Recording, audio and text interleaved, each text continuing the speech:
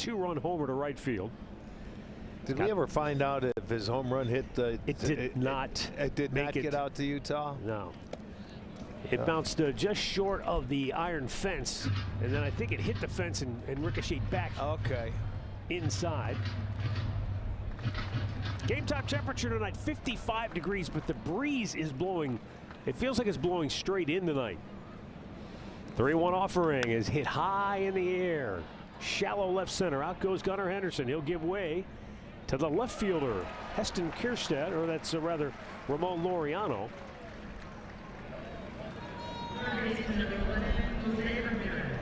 Yeah, he was a late scratch. O'Neill came out and Laureano got inserted into left field. Kjerstad was originally starting in left, but that changed. Here is Jose Ramirez. Hits the ball hard, deep right field, but he hooked it foul. Boy, oh boy, that was close.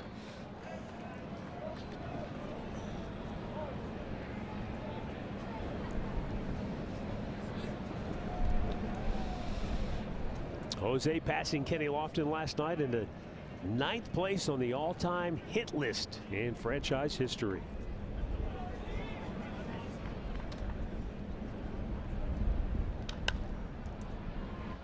Left side. Urias over there into foul ground and makes the play. 2 down. Long way to go. And it looked like that wind might have held it up, because most of the time that ball will slice into the seats. Up comes Carlos Santana, 1 for 5 last night.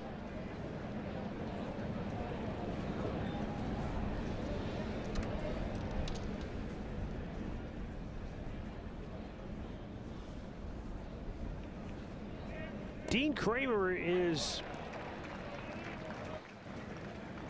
the only guy in the big leagues at the moment for Baltimore that was part of the haul they got in exchange for Manny Machado, and they traded him to the Dodgers.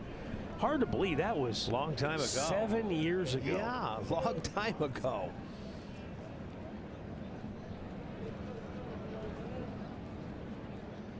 Now the 1-1.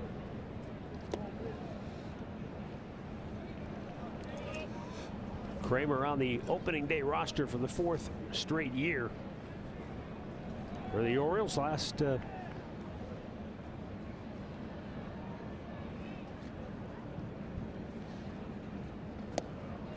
there for a strike. Last year he spent some time on the injured list.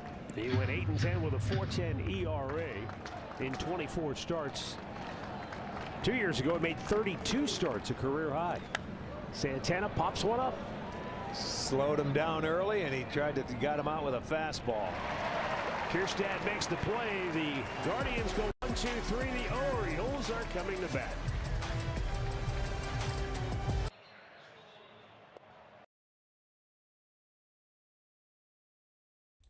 Let's go. Kramer starting off good. Let's go. That's what we need. Let's get these runs on the board, O's.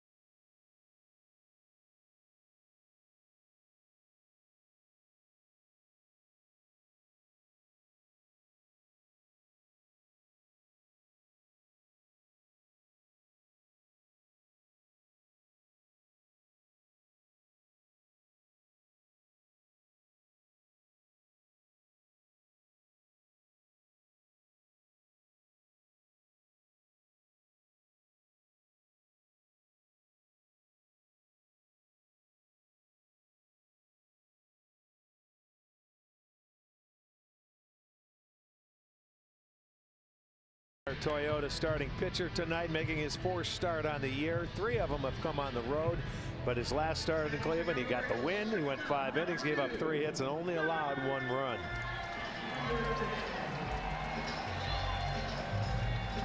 Gunnar Henderson will lead it off for Baltimore. 2 for 4 last night with a double and a run scored.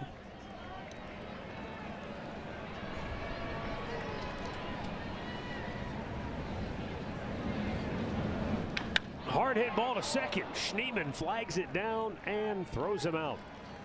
I'm sure Henderson looking for the fastball that he got. Hit it pretty good, but it's an out. See the rest of the Baltimore lineup for Brandon Hyde. Adley Rushman, the switch hitting catcher, follows Gunnar. Ryan O'Hearn will DH and bat third. Cedric Mullins moves up to the cleanup spot after he batted 7th last night. Ryan Mountcastle is 5th. Heston Kierstad, Ramon Urias, Jackson Holliday, and Ramon Laureano batting 9th.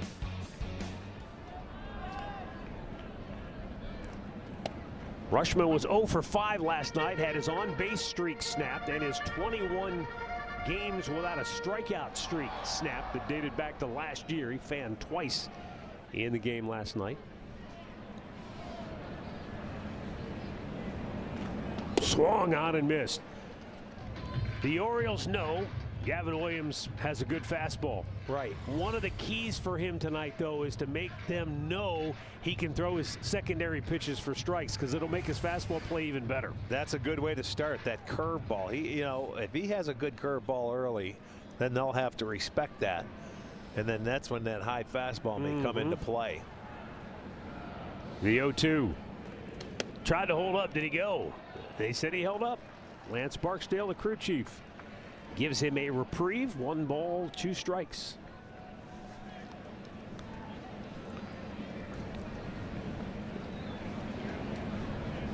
Gavin with a 1-2 offering. Line drive, caught! Arias, the shortstop, just took 1 step and a leap and snared it. I was watching Jose. Jose jumped with him. If you're watching the replay, watch Jose jump. He makes a nice catch. He goes, "Come on, let's go." Is that awesome? That's a teammate. Yes, it is. He had some ups for him. Yes. We have an entry into synchronized fielding for the Olympics. Now Ryan O'Hearn, the Orioles' designated hitter.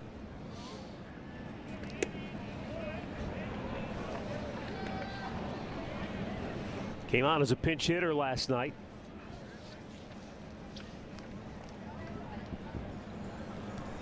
And he singled into right field. Nice inning. Daniel Schneemann fields the ground ball, throws him out. And the Birds go 1-2-3. No score after 1.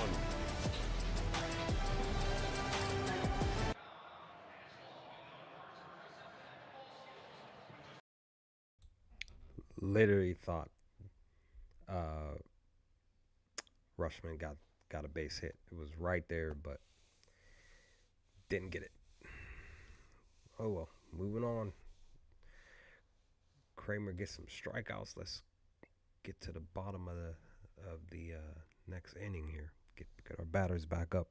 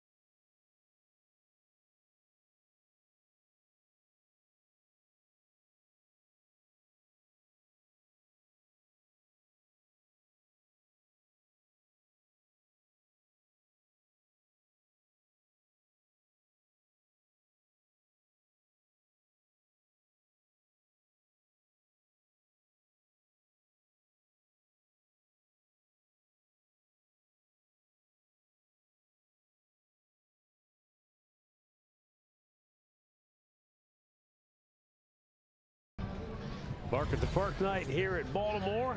Look at this. I like Well, Jose did the split.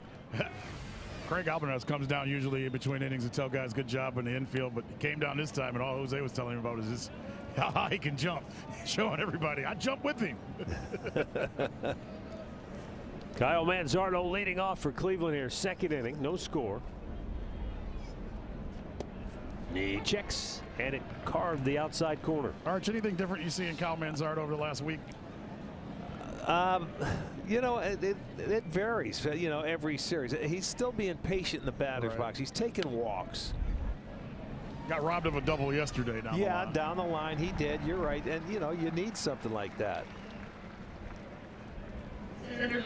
One down for Lane Thomas as he makes his return to the starting lineup. He has not been in the starting lineup since the home opener. That's when he was hit by the pitch on the right wrist.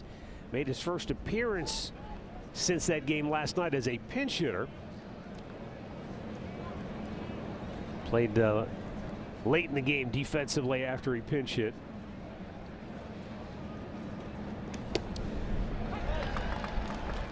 Fastball strike.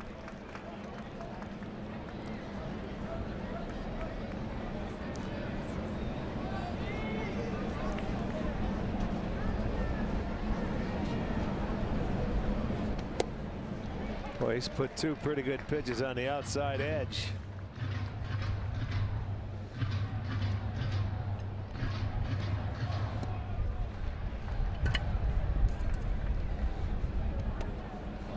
Just a ball width high.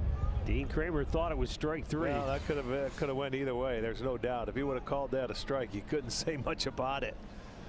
That was a really good pitch.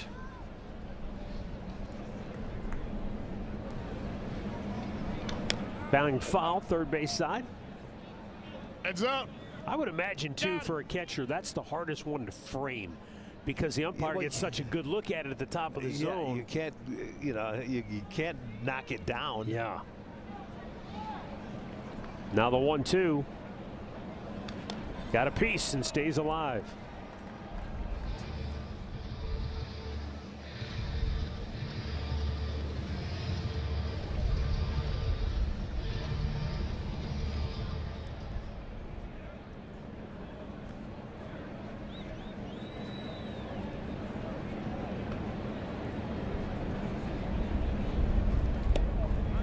Again, just missing up out of the strike zone, and Kramer with another extended look in, and home plate umpire Will Little.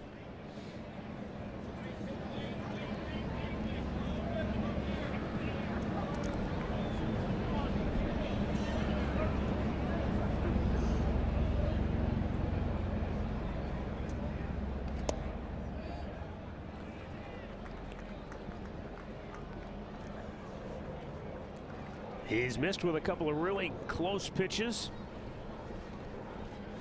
And now Lane Thomas has pushed this to a full count. Here is the payoff pitch. Struck him out. First K for Kramer, 2 down on the second. Came right back with the heater, and it was at the top of the zone. He did get a piece of it, but right into the glove, and that would have been a strike anyway. Now here is Angel Martinez. All he's done since getting called up is go 8 for 14. Last night 3 for 4. He tripled off the right field wall. Scored 2 runs. Didn't miss going out by much. That wind was blowing the balls out to right field. First thing he said, Arch, the wind here is crazy. Yes, it is.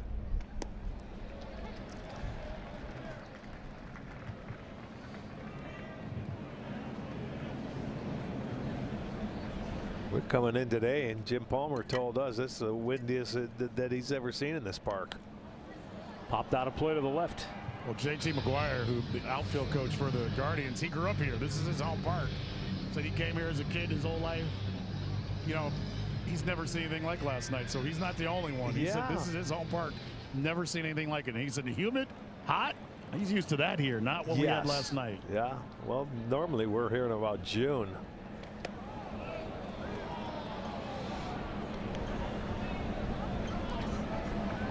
But we've been in a lot of games so far this year and win, no matter where we were. San Diego, remember that? Yeah, I feel like we haven't seen the sun yet.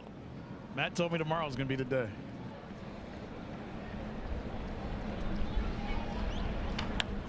Slow tapper up the middle. Backhanded by Holiday, and he just does throw him out. And again, the Guardians go 1-2-3.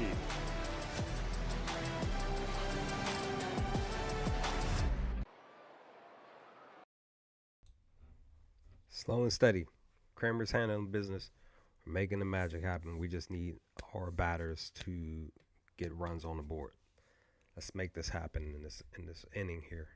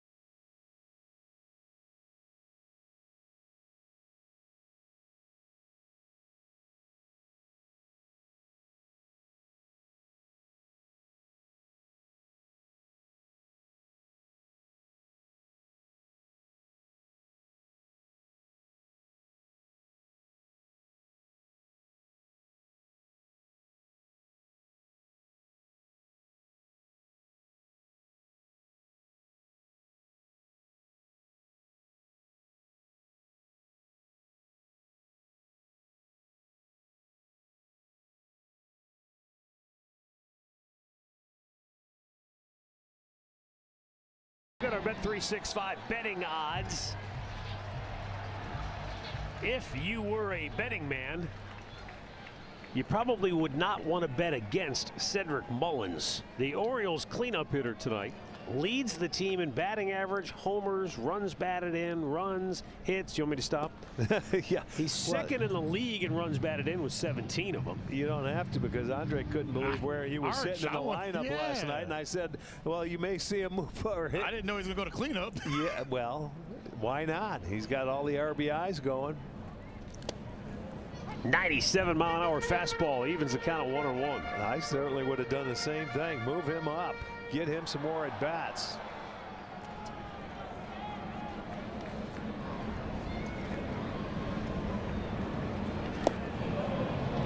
Missed down and in. As they struggle, he's a perfect player, though, to get to the top of the lineup, to give them some good at-bats. Yeah. And patient at-bats. He's kind of the guy they need to lead them right now. Well, he's bingo. You guys talked about it last night, where he's been the longest tenured guy since back in the olden days for him. Not that long ago, but you can see he's trailing Judge. How about that Soderstrom from Oakland? He had multi-homers in, what, 2-3 games already? Yeah, 3. Gavin lost him. Couldn't throw the fastball in there for a strike, so Mullins with a leadoff walk. He's already stolen 3 out of 4 on the year. Well, that's what happens when you walk Mullins, is that he can steal a base on you. But the key is focus on your hitter. Good base stealers are going to steal a base anyway. Just try and keep them relatively close. Get back in the zone. He had a great first inning. Ryan Mountcastle takes a breaking ball in the inside corner for a strike.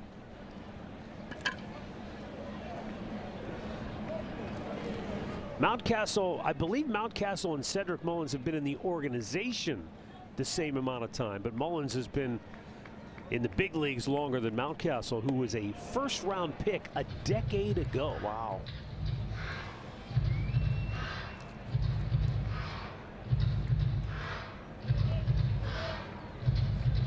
Yeah, Mountcastle didn't come up until 2021. But what a rookie year he had. Time goes fast. Line drive, base hit. Mullins stops at second. Well, that might have been too good of a pitch. 0-2. He got ahead of him, did a great job, and then let's see if it was a breaking ball that stayed up. Check it out. They wanted it away, and there it was. Middle of the plate slider. And he gets an 0-2 base hit. So they got it set up now. First and second, nobody out.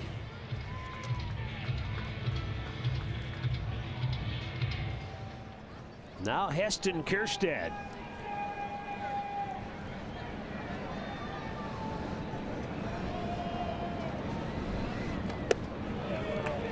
Five years ago, Heston Kjerstad was the second overall pick in the draft. The first overall pick, Spencer Torkelson. Wow. He's figuring it out. Yeah, he's off to a good start. Uh-oh. Mullins was dancing. Fastball a little high. He's not calling that pitch. No, he's not.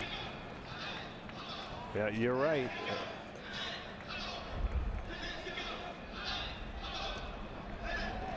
Well, you've got a 2-0 count here. Kjerstad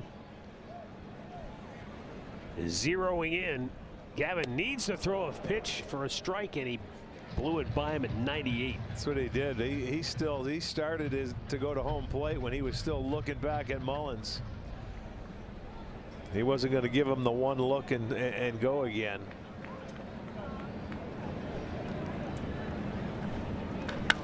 Hit hard, right field. Back goes Angel Martinez. Makes the catch. He fires it back toward Daniel Schneemann. Tagging and moving to third is Cedric Mullins. One down. Well, they get the out. He made a nice running catch, but they tag up, and Mullins goes to third base. So now it's first and third, and you see he had to get on his horse. Ball hit sharply. And now you still have the double play in order if you can get a ground ball. Well, Ramon Urias is a guy that puts the ball in play. So if you can induce some weak contact here, you might get a double play, to your point. Urias is on pace to strike out 13 times every 100 at bats this year. He was very good in terms of contact rate a year ago. That's what you like, guys at the bottom part of the lineup that are going to make you work to get them out. And it's not an easy at bat. Well, if you're not going to call the low strike or the high strike, tell them. They'll make it a long night.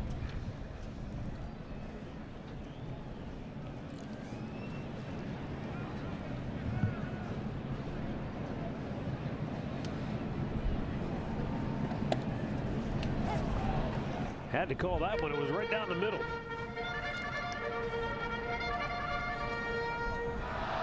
You see a lot of guys with that man on third base, less than 2 outs, would have went after that 2-0 fastball that was right there, but he's getting a good look at it. 2-1 pitch, and now 3-1. Yeah, he's being patient. Carl was excited about this start for Gavin because he felt like the last couple innings in his last start, his command was the best that he had seen it. But he said he wanted to get that fastball established right there at a 2-1 pitch. Just makes you curious why he doesn't go back to it. Second walk of the inning, and the bases are loaded. And here comes Carl. Yeah, he's got to settle him down because you know what? He had such a good first inning. And then he comes out and walks the leadoff hitter. And then they get an 0-2 base hit. And then, you know, things start to speed up a little bit.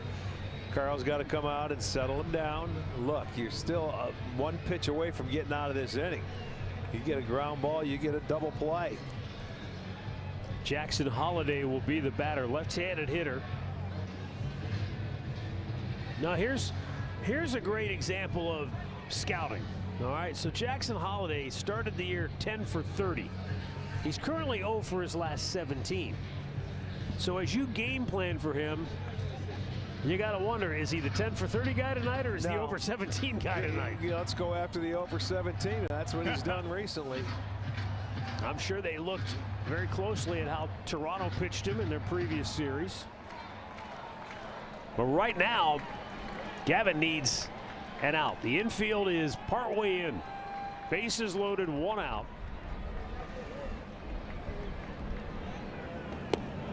And he misses with a breaking ball first pitch. Yeah, and that's the key. If you go at him with a breaking ball, you throw it for a strike. You got to hit with that pitch, or you're putting yourself behind the 8 ball.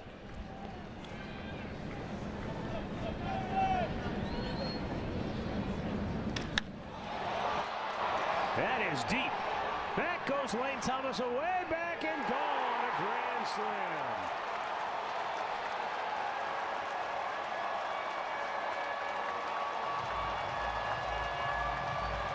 Well, he knew it was coming that time after you missed with that first breaking ball.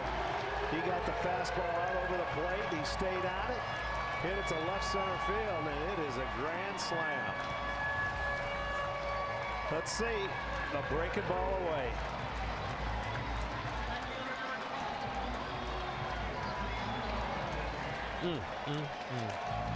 For Holiday, his second home run.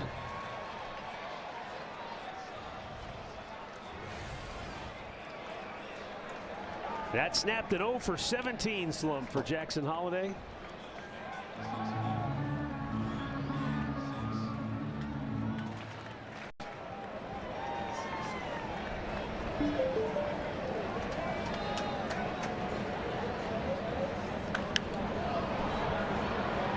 And into foul ground. Arias is there.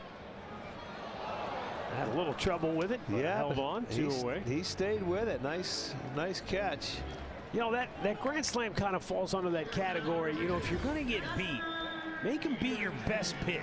I mean, I know that these guys can hit fastballs. I understand that, but after you miss with that breaking ball, why come right back with it again? That's something you got to. I don't know if that what Carl has said and what Bo was calling, but he started him off 2 breaking balls.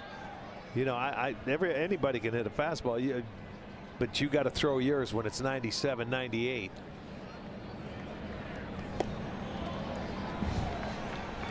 You know, and I don't know if they're trying to establish that slow stuff, but he's throwing them for balls early. So what happens when he does do that? Then you know what is coming in. You're eliminating some pitches.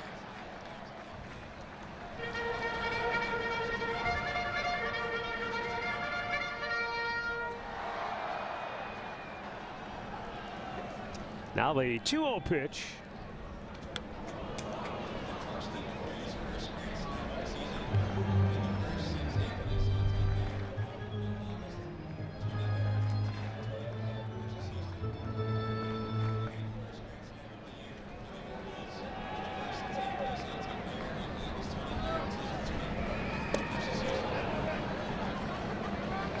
Off the fastball. He threw a really good curveball that time, and it's 2-2.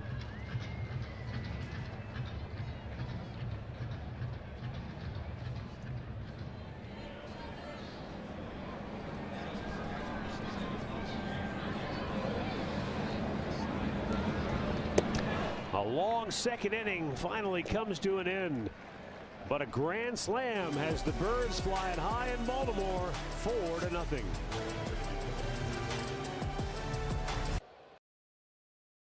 Gladly take that grand slam by Holiday. I was thinking he was going to do a base hit or something, or even get walked, but I will gladly take that grand slam. I wish I was able to run over on FanDuel and put that grand slam in as a pick, but it didn't pop in my head until after it happened. But I'll gladly take us up, being up 4-0 currently. Walking into this bottom of this inning here. So yeah.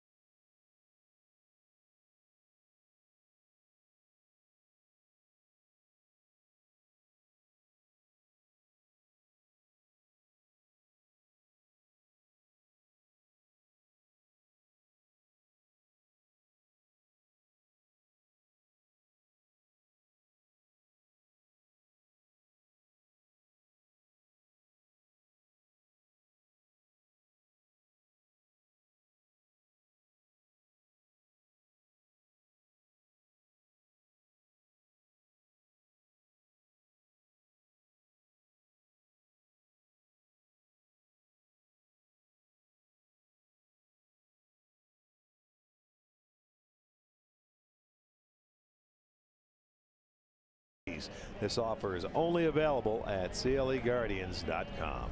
Cleveland in a 4-0 hole as Dean Kramer goes to work here in the third. He has set them down 6 up, 6 down through the first 2 innings. And the 1-0 missed outside. Gabriel Arias was 2 for 4 with a run scored in last night's series opener.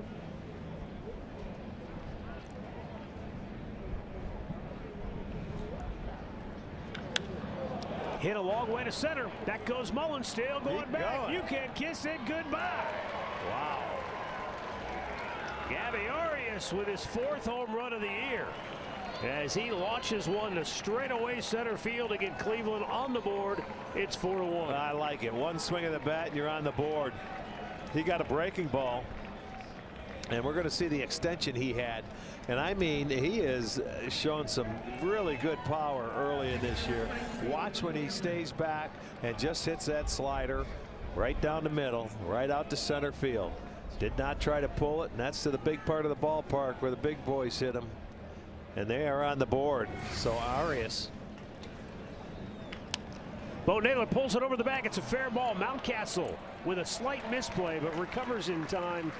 1 out.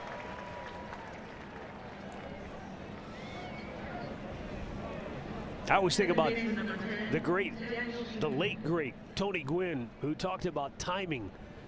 And for him, timing was, I want to pick my front foot up and set it down just as the pitcher's releasing the ball.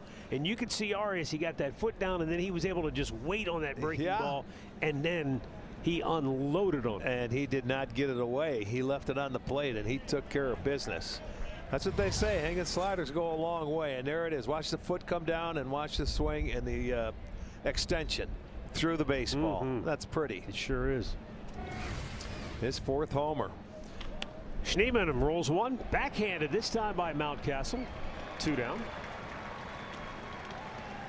And that'll take us to the top of the order. And that, Rick, is what fascinates me maybe more than anything about Stephen Kwan. Because Kwan, he uses the leg kick in a completely different manner. Yeah. He's got it up. He doesn't get it down until late, but it's all because that's his timing process. But to me, it would be really difficult to tell somebody, watch Stephen Kwan and hit like him. Well, because he puts the same short swing on the ball. You know, other guys like to get extended. He's just quick to the baseball. He's just a line drive guy. Matt, as a couple guys have told me, Stephen Kwan's hand-eye coordination is so good you can't teach people to hit how he hits. Right? Yeah, that's pretty much right. Yes.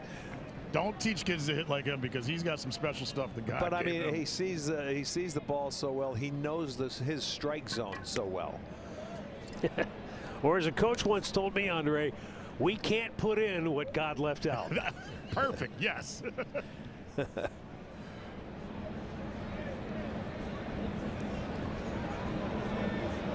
The 1-1 takes down low, and he's got just such a terrific eye in terms of knowing the strike zone and knowing his strike zone. Yeah, and he doesn't help out pitchers. Rarely do you see him on an off-balance swing or chase a pitch out of the zone. You see, he's got the count in his favor. He's not going to help him out. And, you know, borderline pitches he takes. Other hitters swing at when they're ahead in the count. And that's very disciplined.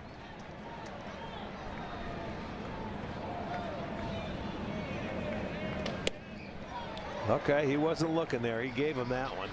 There's a high strike, Matt. Let's chalk that down as 1. But that was a strike. And that wasn't all at the top of the zone. That wasn't the top rail. That was a good pitch. There's a liner right at him. Arias hauls it in. Nothing you can do about that. But the Guardians get on the board thanks to Gabriel Arias, who goes big fly to straightaway center field. 4-1 Orioles, middle of the third. Wasn't expecting Arias to hit that home run, but what can you do? But we're still up by 3. I'll take this 4-1 lead, walking into the 4th. Actually, excuse me, the bottom of the 3rd, should I say. So we are definitely hopeful to go up another run or so. Once we come back from break, we'll see what happens. That's my hope, at least. Giants are beating Philly. I knew I should have taken the Giants. Man. Dang. Something was telling me to take the Giants. At least the first 5, because they're up 4-0 right now. And their bases are loaded with only one out. Nice.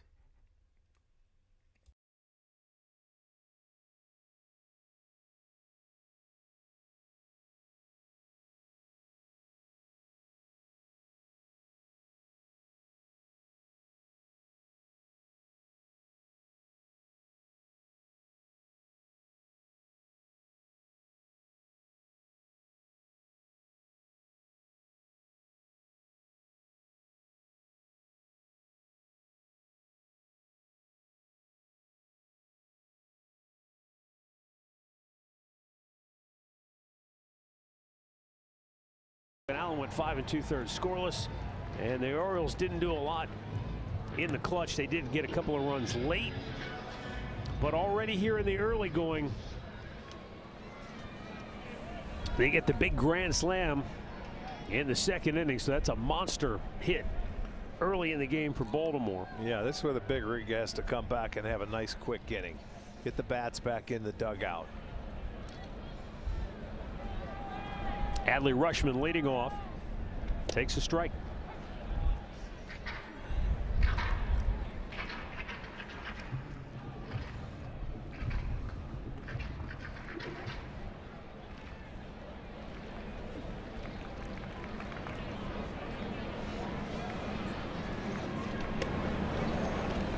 Adley Rutschman was just the 6th catcher in the history of the draft to go #1 overall.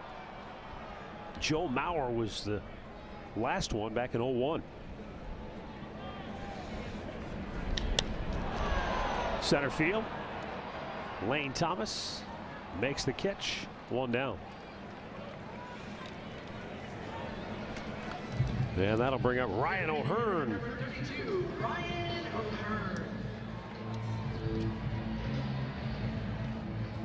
O'Hearn, the former Royal.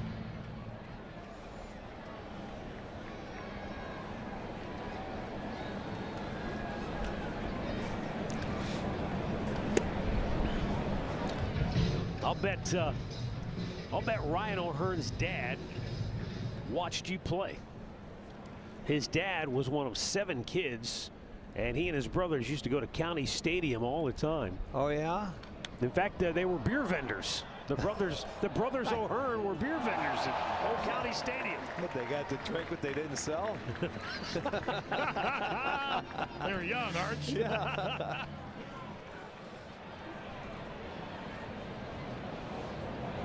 Now the 1-1. Yes. Tried to hold up, but he went.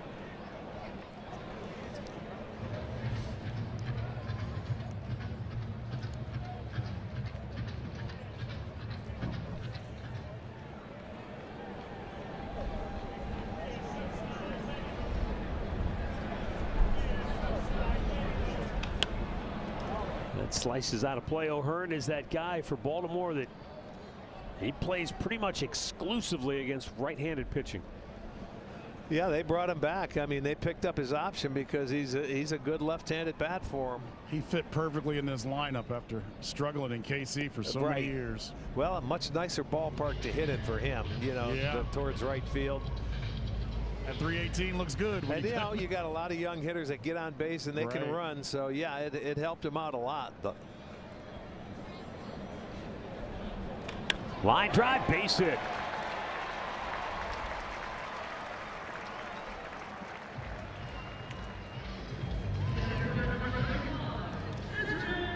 You watch how he gets that fastball. He's trying to come in, but watch the hands. You see, he pulled them in quickly. Put a nice stroke on it. Be hit number 3 now.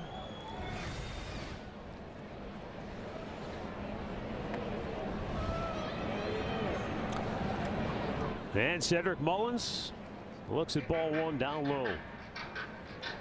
Mullins walked and started a 4-run rally in the second.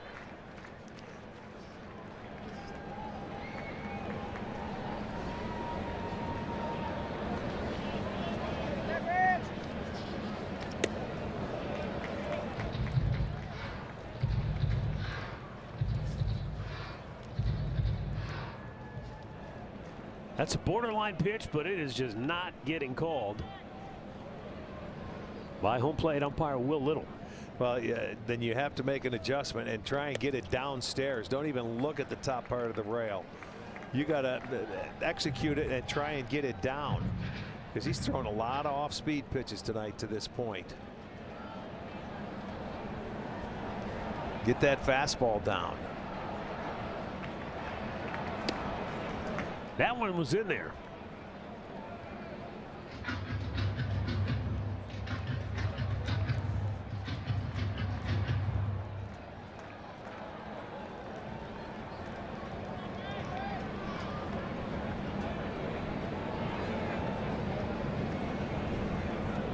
Whew. He took a rip. Yeah, it's tough to set her up on a 97-mile-an-hour fastball. It's not an easy pitch to hit. And the count was in his favor, and he was looking for it. That goes to show you how tough it is.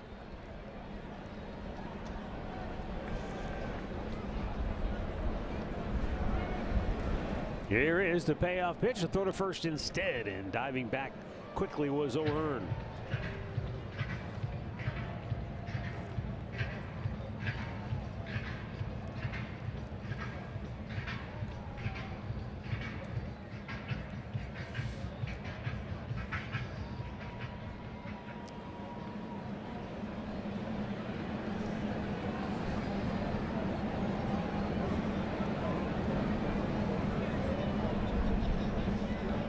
It's very close. Yeah, it was. And That one was O'Hearn closer. Just did get back in time. Yeah, but if you're O'Hearn, you don't have to worry about getting a big jump if you're going, because 3-2 count, Mullins has a good enough eye to take it, and the way he's swinging the bat, you figure he's going to put it in play. Yeah, he didn't have a real big lead. No, he doesn't. Pretty So modest. if they're going to start him, you just wait till he goes. There goes the runner. Ball 4. And that's what I'm talking about. Mullins will take it if it's a ball. Third walk issued by Gavin. And 2 of them have come to Mullins.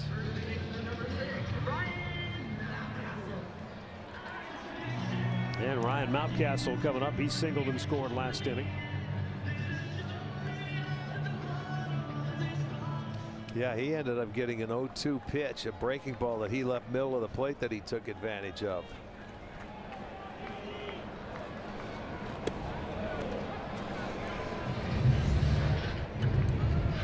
Here in Baltimore, they have shifted the outfield fence in left field for the 3rd time.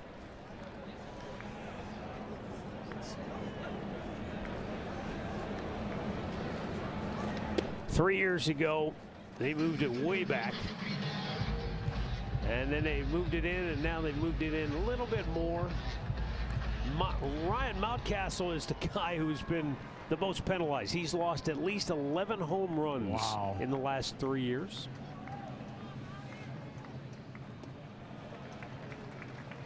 It's still pretty deep out there, Matt. When I walked out there yesterday, they've moved it in. But yeah, that 363, the wall's only 8 foot. But when you go back to the left, to the left a little bit is where higher, yeah, and deeper back.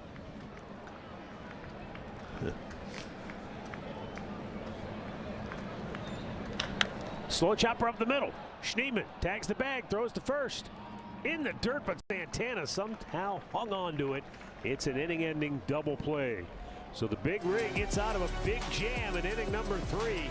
It remains 4-1 Baltimore.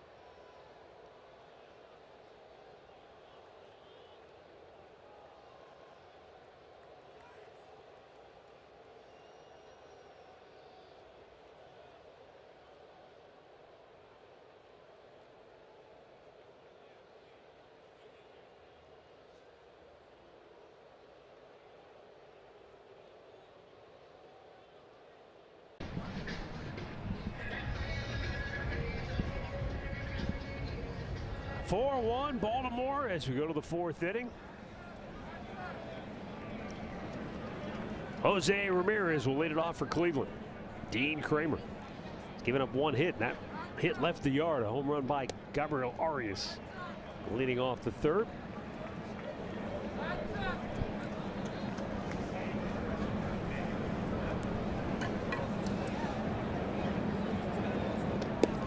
Missed outside, 1 ball, 1 strike.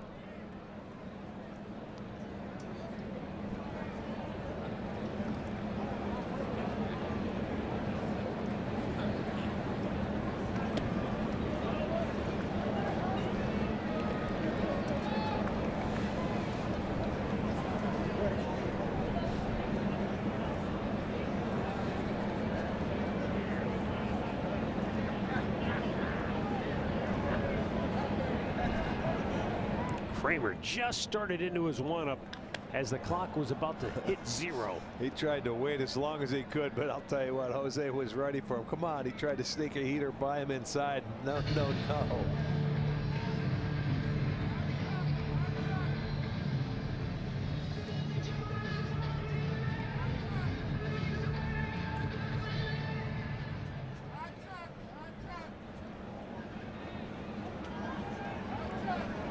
Now the 2-2.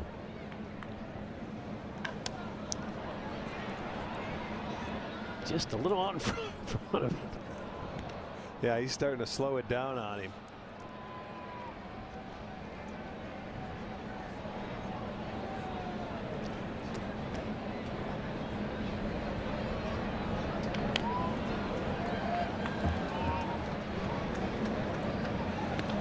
A lot of cutters, which is fine when you command it, but boy, you miss. They go a long way, kind of like a hanging slider. Wow, popped it up. Well, that one was a curveball. Rushman grabs it.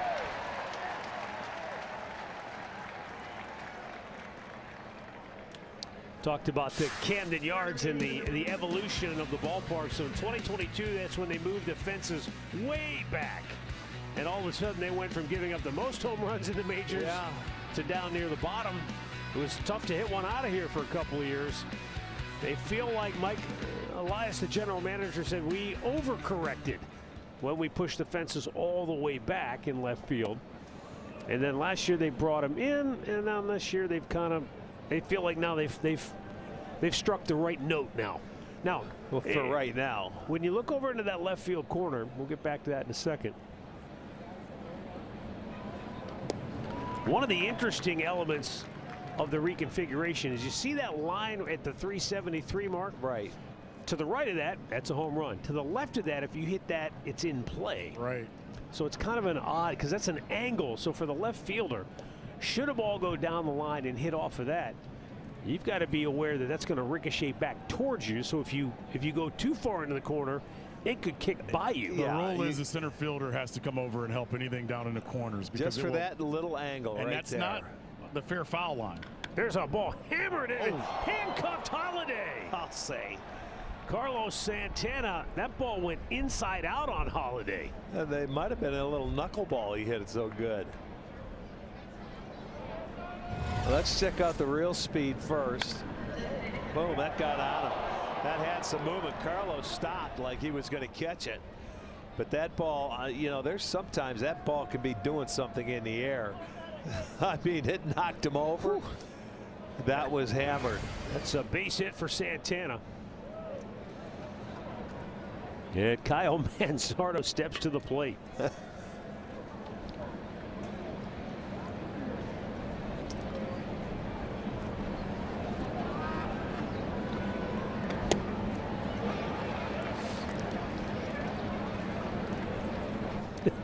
What was Jim Palmer telling us? Was it he or was it another pitcher was throwing off-speed pitches one day and Boog Powell was at first base? Yeah. To a left-handed heavy lineup. He came over and said, hey, man, you're going to get me killed. Yeah, he came over. He said, whatever happened to that high fastball? Away. Going the other way. Yeah. Give me a break over here. You're going to get me hurt. Kyle Manzardo. He's trying to dig his way out of a Bit of a slump here in the early going. He came out of the gates breathing fire, swinging that bat. And he looks so comfortable in the batter's box. But, you know, like every series changes.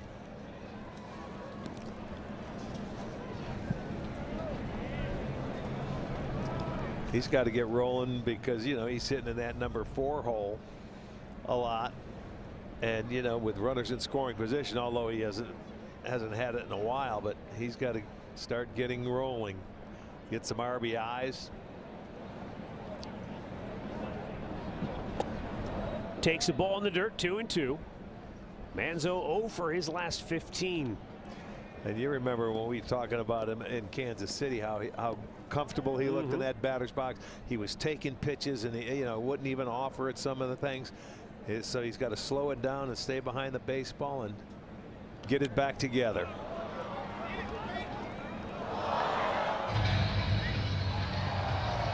Well, it's like you said,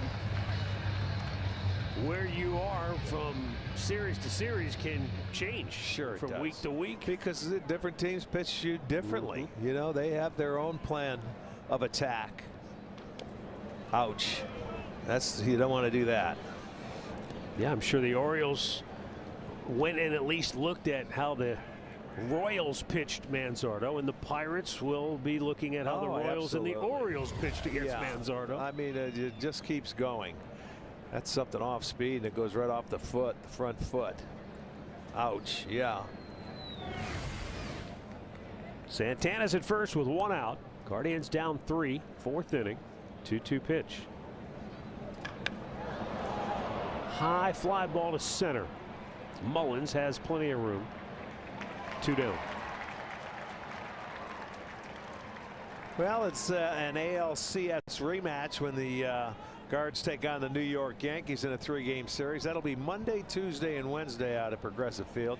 Get your tickets today at CLEGuardians.com.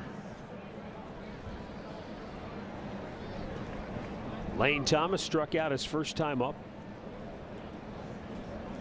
Had a good first at bat in the sense that he saw a lot of pitches. It was a full count, fouled some 3-2 pitches off before ultimately swung through a high fastball. Yeah, he stayed away with him early. Made some really good pitches, had him down in the count 0-2.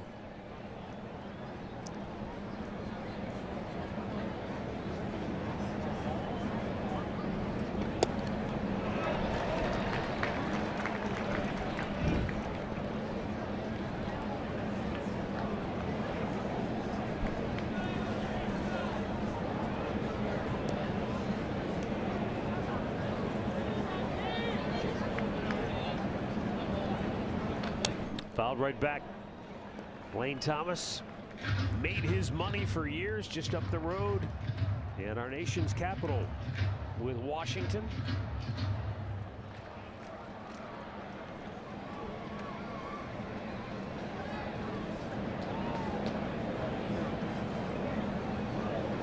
The 1-2 struck him out. Midway through the 4th, 4-1 Orioles.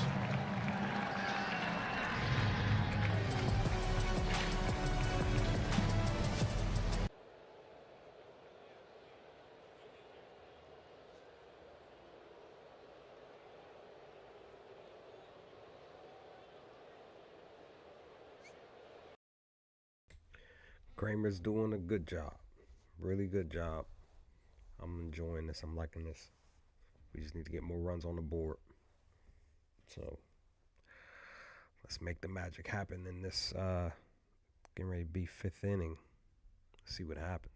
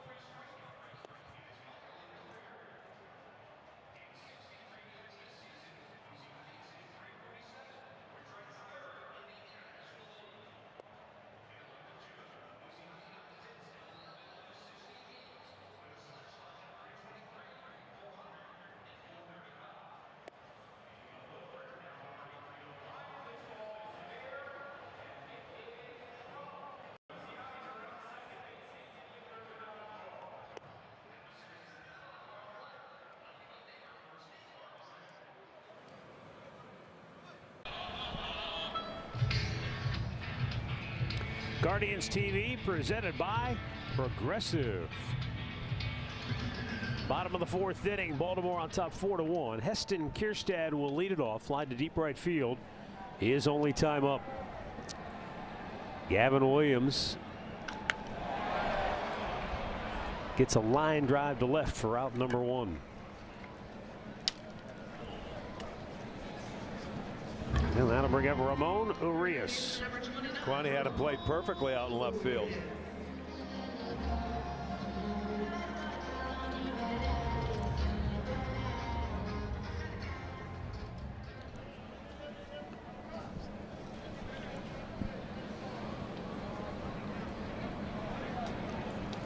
Urias is a guy that, I mean, he truly is a utility player because the 3 positions that he plays are all manned by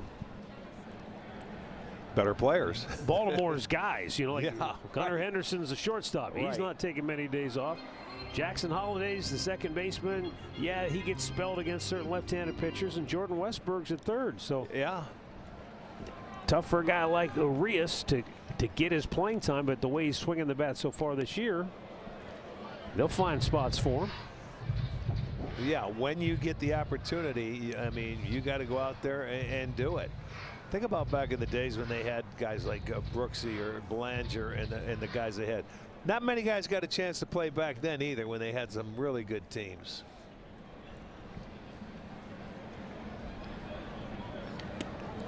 Yeah, I mean, even when I started really following the Orioles, Eddie Murray was first base every day. Rich Dower at second, Belanger at short, Doug DeCinces by then Cal was at third. Ripken. Yeah, when he finally came up, yeah. That was 82, I believe. He went too far, says home plate umpire Will Little. That gives Gavin his second strikeout. 2 down here in the inning. Here's a look at our T-Mobile coverage cam. Well, there's a little slider out over the plate, man. Not a good pitch. That cost him 4 runs. Couple of walks, had a base knock. There was Holiday's second grand slam in his young career. Goes to left. And a tidy 1-2-3 fourth inning for Gavin Williams.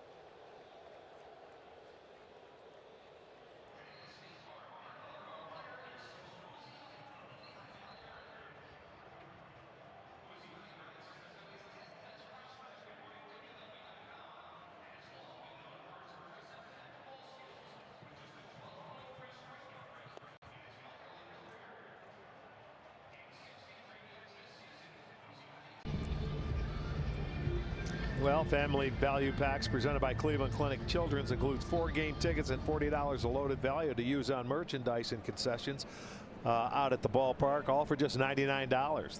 The packs are located in the family deck and are available Sunday through Thursday. Get your value pack at CLEGuardians.com.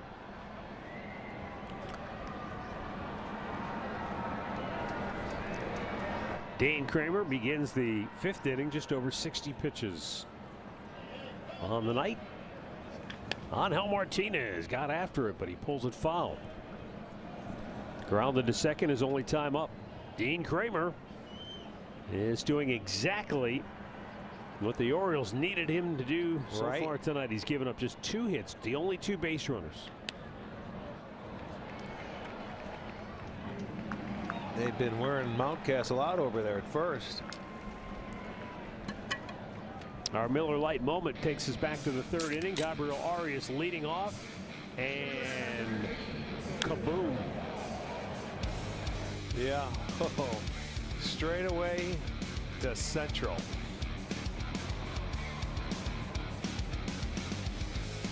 Now that was nice. They had an answer right back after they put that 4 on the board back in the 2nd. He comes out and they're on the board. Now they got to get him solved to get a couple of base runners to get something going. Fouled back out of play. Arias 8 for his last 15 with 3 homers. And 3 multi-hit games. Bottom fell out. 0-2.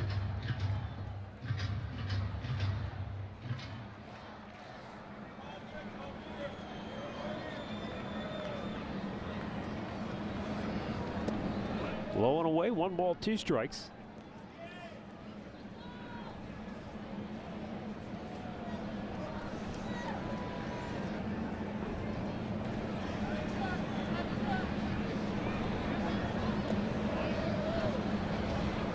Four-run lead is by no means insurmountable, but you can imagine what that did for Kramer's confidence to know, oh, we got a 4-run lead to work with. And, well, he's making some good pitches early. You know, he's been on the edges. He's made some really good pitches, and he's been off once he gets ahead of them. But early in the count, he will get after you to get ahead of you on the plate, and then he tries to extend that zone a little bit further to see if he will chase. But he works it now. He was down 0-2. It's now a full count.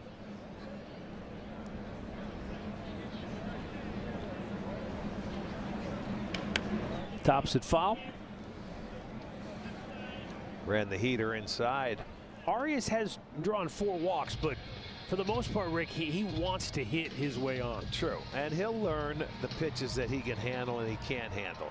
He never used to walk. That's why he'd get himself out. He'd swing at pitches out of the zone. Make him get him in the zone, and then if you strike out, it's different. There. Yeah, in the zone. He's just fouled 2 off. The fastball in. There's the breaking ball away. But he was last year a lot of chase. Chase up out of the zone. Off the plate. Attaboy. That to me is a great at bat after being down 0-2. He was patient enough to take the walk, and I mean that was a pretty good pitch to begin with, and that's a pitch he would definitely have swung at last year. But takes the walk right now, so you got a base runner. First walk for Kramer. Bo Naylor grounded to first, his first time up.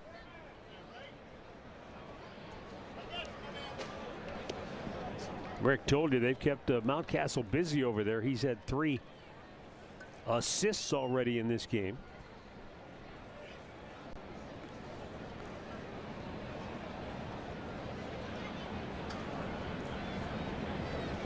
He may go up to Kramer and say, hey, what about that fastball up and away to those left-handers? They commit to left. Yeah.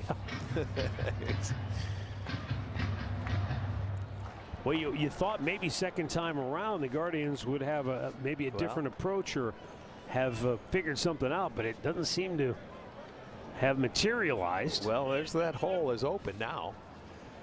He's got to hold on Arias, so if he tries to throw him that breaking ball again, he could hit that hole between first and second.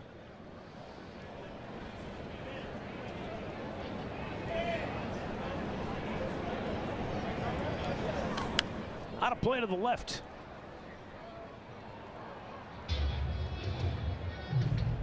One ball and 2 strikes. So Bo's got to go to work now.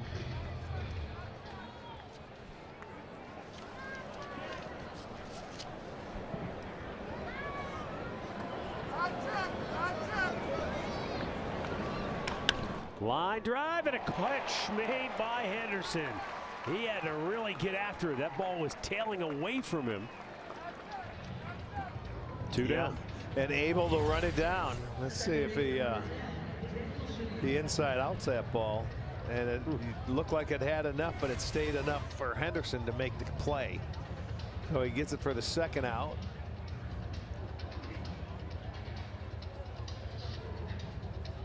And up comes Daniel Schneemann.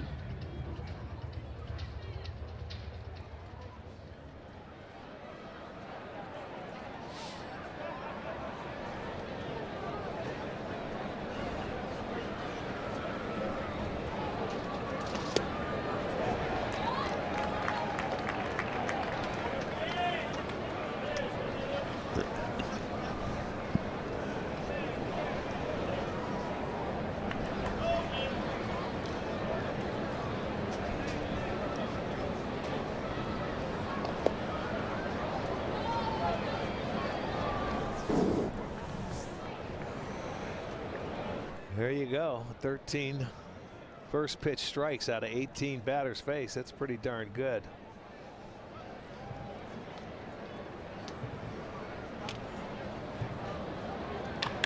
Right back up the middle, and it ate up Henderson. Now, you know what? I don't know if that ball, he thought it was going to hit the bag, or did it hit the bag?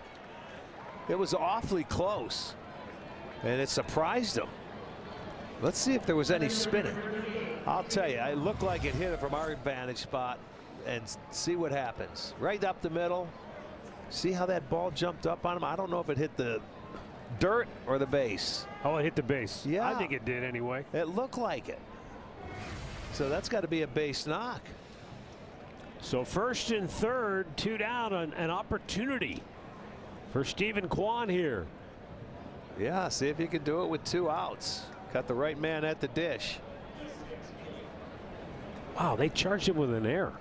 Well, then maybe we're wrong. It didn't hit, but it certainly looked like it did. Let's see if we get a. It's hard to tell. It may have grazed the back, but it definitely fooled him. See, he thought it was going to stay out. Yeah. From my viewpoint, you can see the ball changed how it hopped. It hit the corner or something. Okay. It looked like it from down here. It looked like it from up here, because too. he was right on it. But do you see, he was baffled. Right. Well, as we always say, tell whoever's doing official scorekeeping. Well, you come down here and try to catch well, no, that you one. got to ask him. Right, you know, after right. the game, did that ball hit the base? For goodness sakes. It looked like it ricocheted a little differently after it hit off that area. He's too good to misplay a routine bouncer. I'm going to keep it a hit. We'll see what happens. I'm with you. 0-2, right back up the middle. This time he's got it hitting over. Halfway through, 4-1 Baltimore.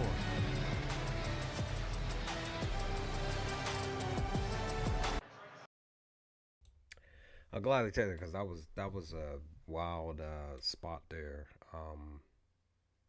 Yeah, like the ball, like I agree with them. Like it grazed the bag, second base, and he just couldn't get it there. But they charged it as an error. So what can you do? But I'll take it just because with us going back to bat, I have a pick for my O's to win the first 5 by 1 or 2 runs, and that's definitely where it's gonna stick and stay. We're up 4-1. Whether we get another run on base or another run or not, I will gladly take this win today in this game for that specific pick. So I'll gladly take that, and I may end up re-putting that pick back in tomorrow. We'll see what happens, but currently first 5, we're doing really well.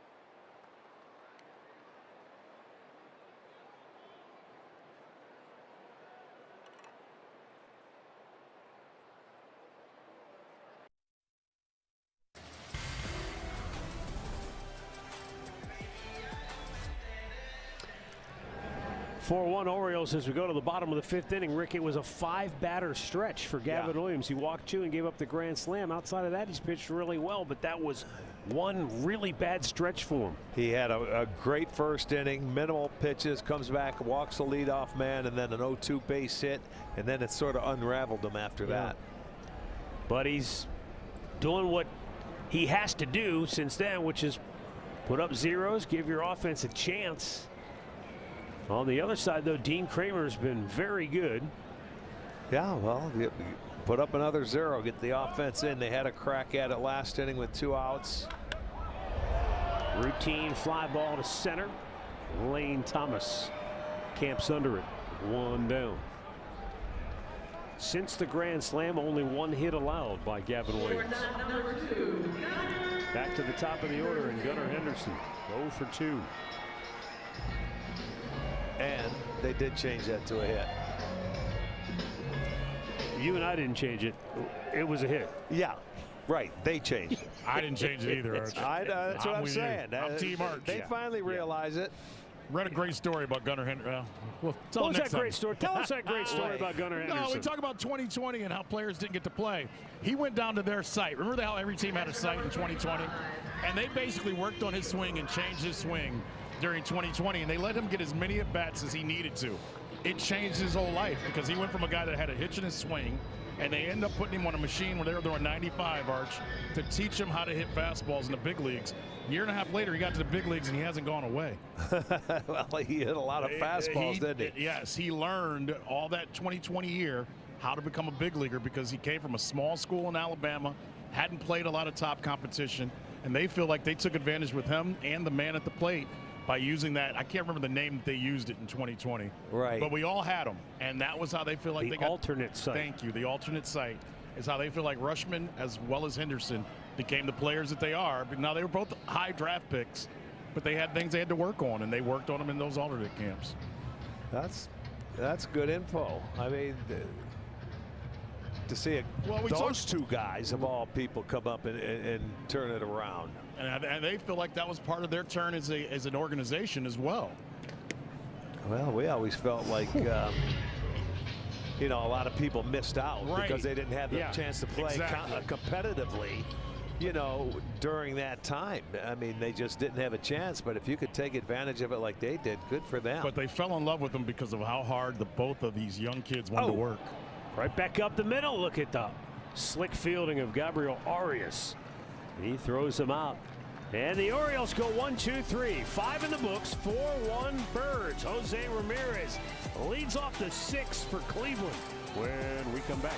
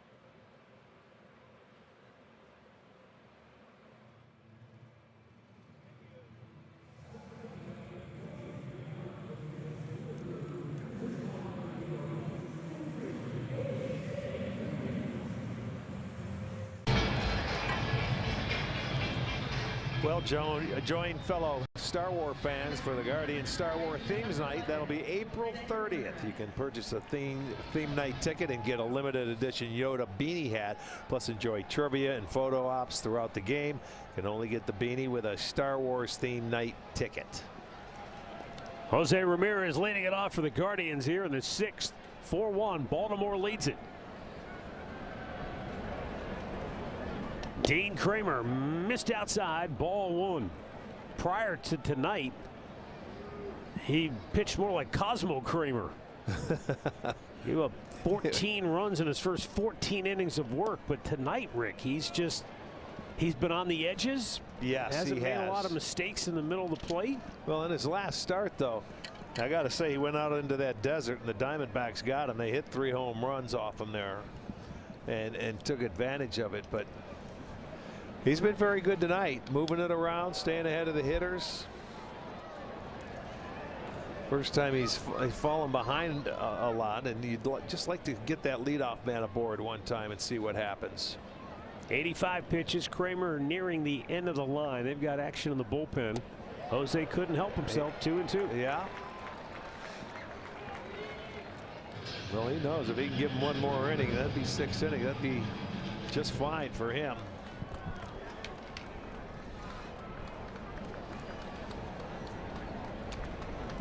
Now the 2-2. Upstairs, 3 balls and a strike. His longest start was his first start. He went 5 1/3. Yeah, against Toronto. But also gave up 5 runs.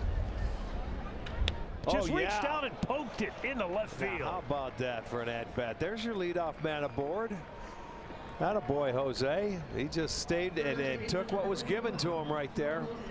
I mean, this is going to be off the dish, but watch him. All right, you want to throw that slow pitch and leave it upstairs? Look how easy it is to go that way. Yeah, especially when there's nobody over there, right? Yeah, exactly. He knows where the defense is playing, so there's your leadoff man. There's your start to an inning. Little pepper, Arch. Yeah, other guys should take notice.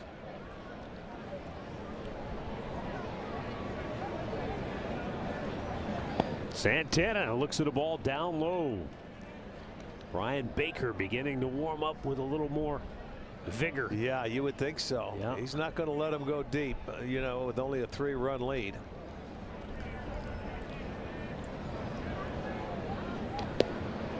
Way off the plate. 2-0. See, now he may be starting to nibble a little bit.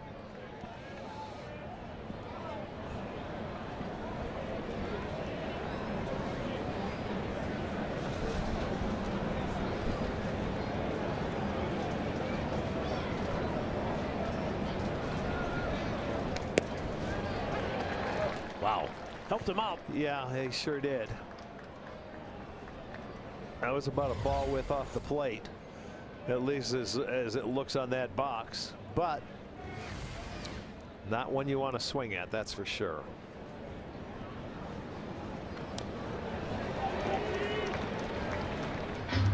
Now it's 2-2.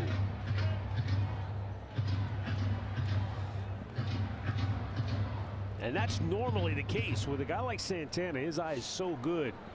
You can't throw a waste pitch to him. He's not going to chase.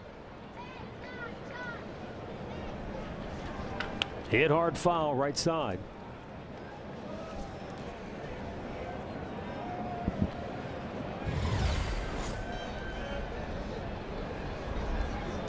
There's one he might have got away with. Was that a changeup? It looked like a changeup. Jose draws a throw.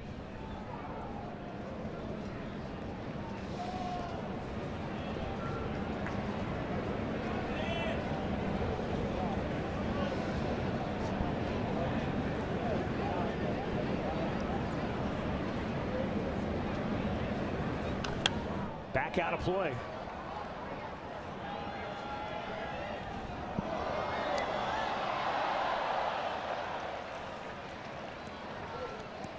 Well, you can see there's not there's one 4-seam fastball in there.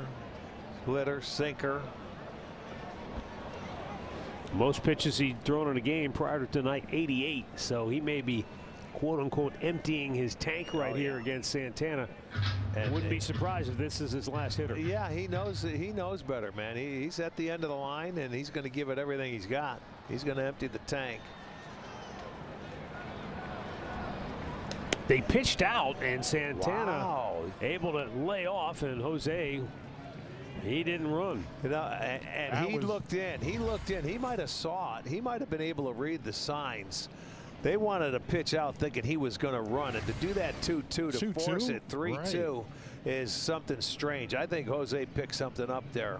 He might have seen a sign. I agree with you because he was coming out. He was aggressively and leading. he stopped, and then he looked in at the catcher. Yes. Now 3-2. Probably going. Well, we'll see. A little too risky.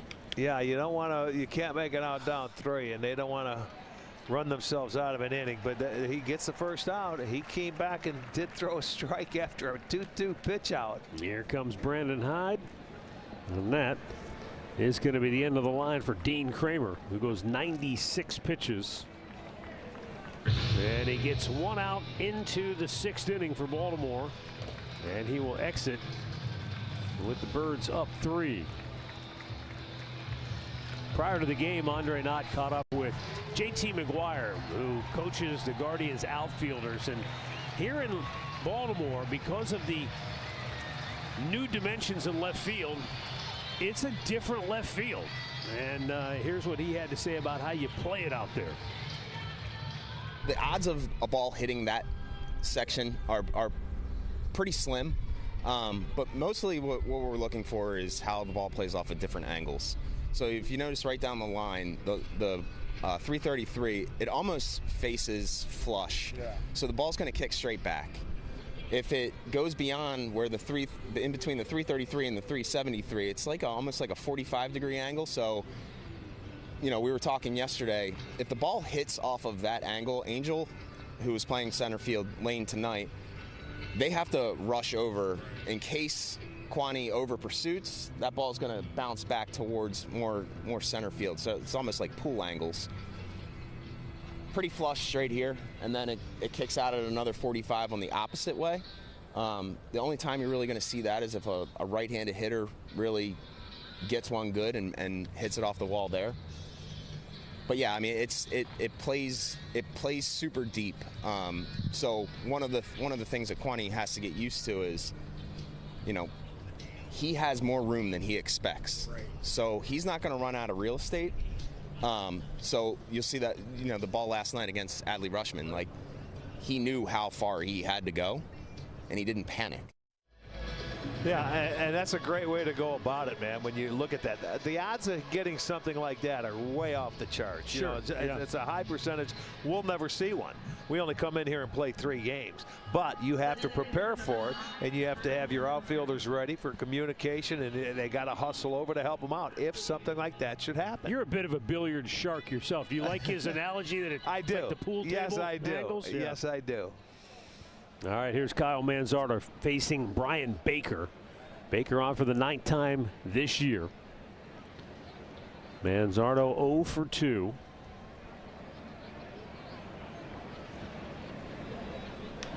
Oh. Pops the first pitch up. He got jammed on that 97 mile an hour. It drops. Oh, my goodness. The throw to second base is offline, and Jose gets in there safely. What a break. What a break. There's an out right there that was, you know, into the triangle, and maybe the way they were set up. But that ball had. Look at Manzo laughing like, I don't know. What do you want from me? Well, here it comes. And they come in, and there it is. Arias overruns it. The outfielder comes in. Laureano doesn't make it. They throw to second base, and Jose does what he does. He was halfway and ended up making it. There was something else JT told me in that conversation that we had. They talked about the wind here. So sometimes he will hit pop-ups with like almost Nerf balls, Arch. Yeah. Because the wind will blow them all over, and that's how he tells his outfielders to keep your feet moving and not get stationary. So they'll hit those pop-ups for plays like that. Yeah. So they get used to the ball not just going exactly where you walk to. Swings at the first pitch and pops it up. And this time it's caught, 2 down. The wind looks like, according to the flags anyway, it looks like it's finally dying down. But you said something, and Lane Thomas agreed with me last night. Lane said that warehouse in right field makes it swirl like no other ballpark he's ever played in. Even when we don't see it, he says you can feel it. It's very coming off the warehouse. Feature, Yes. Well, a golden opportunity for Cleveland. Down 3, 2 men aboard, now 2 down. Angel Martinez 0 for 2 at the plate.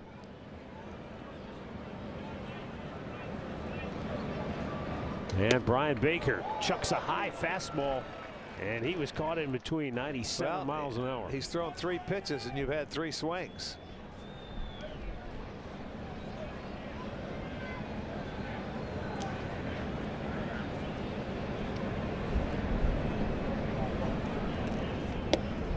Off-speed pitch missed in off the plate. That was I think it was a changeup, but he kind of pulled it.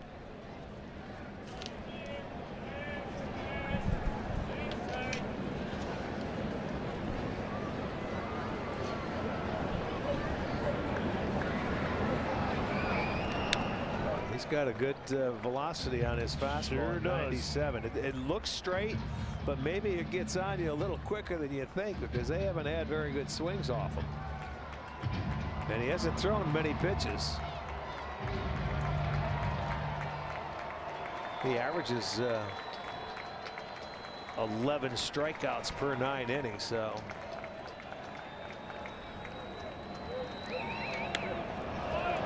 yeah, they're not picking it up. No, they're not. And it's getting on him in a hurry. Yes, you that can was tell. 98. I mean, that's about all you can do is foul it off right there. Now you just try and shorten up and try and put it in play.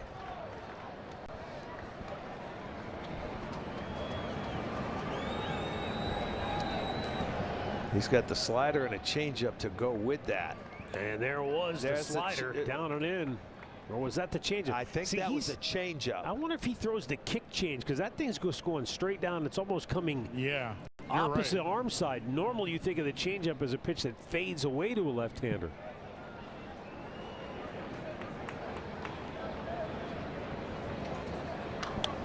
There it was. That did add, yeah, maybe he got it out front a little more. And that first one, I think he tried to follow it up with that fastball from the inside part of the plate, but this one had better movement. You can see it go down in a way. I don't know if that is that like a little split change.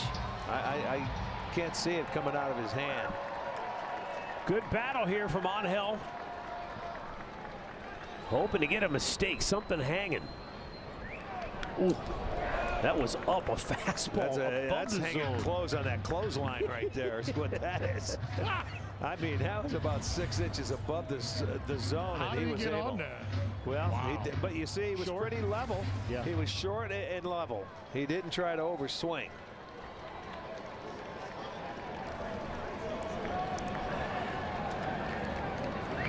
That one missed up and in. That changeup's kind of weird. I think that's the thing. If you've never faced him before, it is, and he probably gets a lot of swings and misses at balls. But with a 3-2 count, I'm thinking you got to sit fastball here. No, the runners will be off. Hit hard, right center field.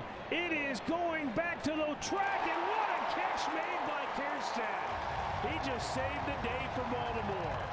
Oh, he hit it hard right on the button, and Kierstead runs it down on the warning track, sliding to haul it in. I did not think he was going to get there.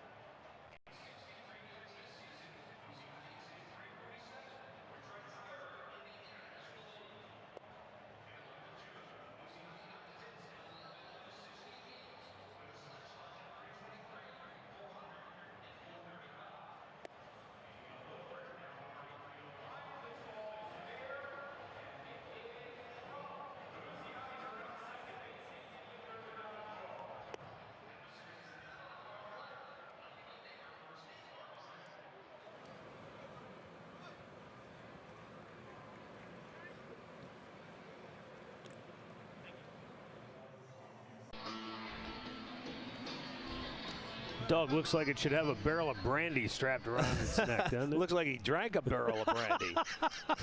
It was that's the dog I'm gonna hang out with tonight. Yeah. That's my style. You're gonna have to drive him. No doubt. Ryan O'Hearn leads off the bottom of the 6th, 1 for 2 on the night. Gavin Williams,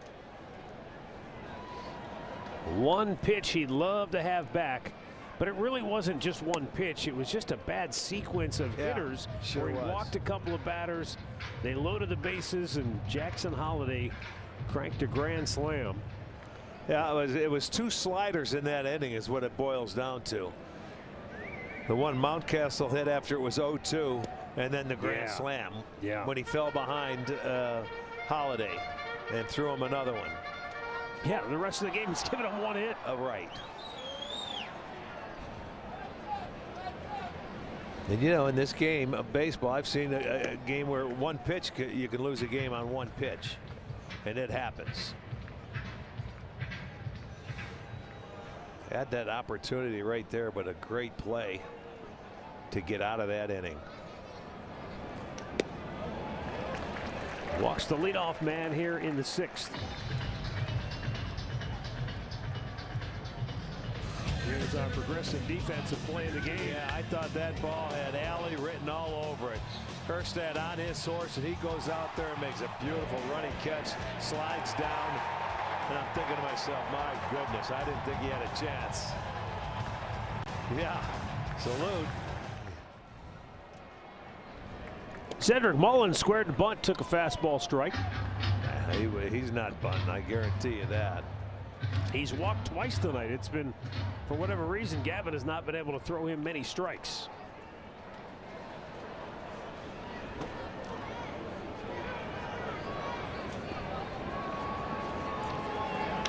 Popped it up. And this will be Lane Thomas, the center fielder. 1 down.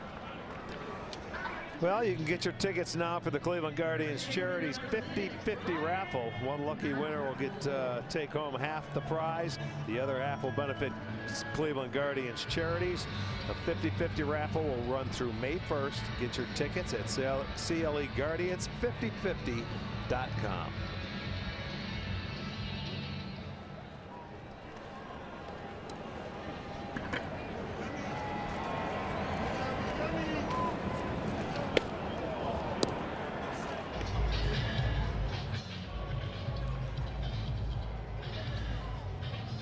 Ryan Mountcastle grounded into a double play to end the 3rd inning. Rick told you about his 2-strike single in the 2nd. He went around. It's 0-2.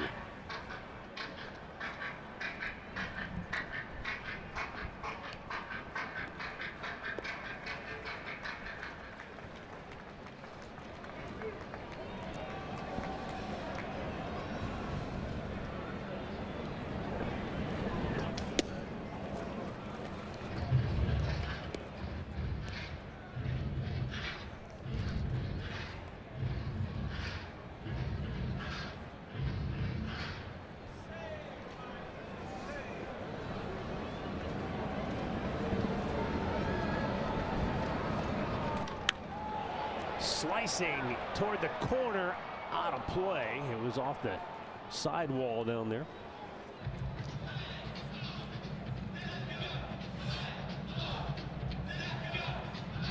Tell you what, Rick, Angel Martinez, since he's come up, has been tested on a lot of different fly balls in center field and in left, or right, excuse me. Yes, no doubt about it.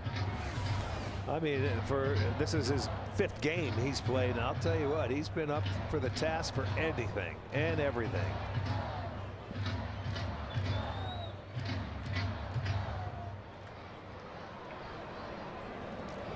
Ryan Mountcastle climbs back in, a 1-ball 2-strike count.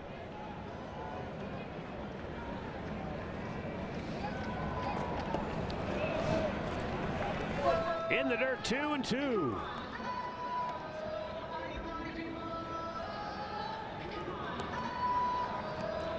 That second inning, that's when he had the 2 walks, loaded the bases. Yeah, that's the inning that that hurt him. Outside of that, he's been very efficient. And he's still at the 80 pitch mark right now. And I mean, we're going to miss. Struck him out, number 3 on the night. This has been good. That's a 3rd strikeout. And there's a nice little breaking ball going down and away. It was a ball. It started in the zone, but it drops out of there. And it's a good 2-strike pitch. That'll bring up Heston Kjerstad.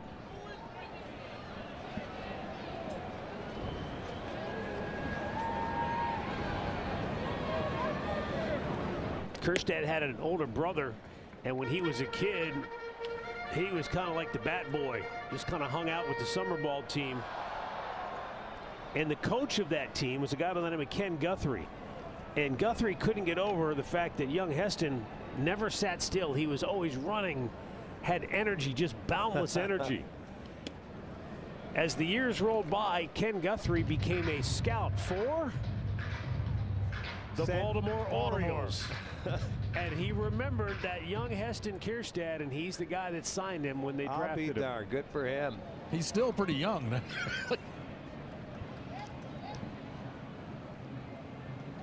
And oh, nice curveball. Painted the outside corner with that one.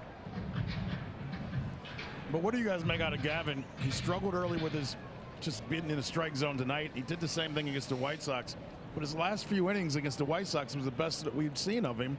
And it's happening again tonight. Yeah, but he had one bad inning. And that, I think, was pitch selection more than anything else. That's hit deep to left, but Quan back there to grab it on the track and end the inning. 6 complete from Baltimore. It remains 4-1 Orioles.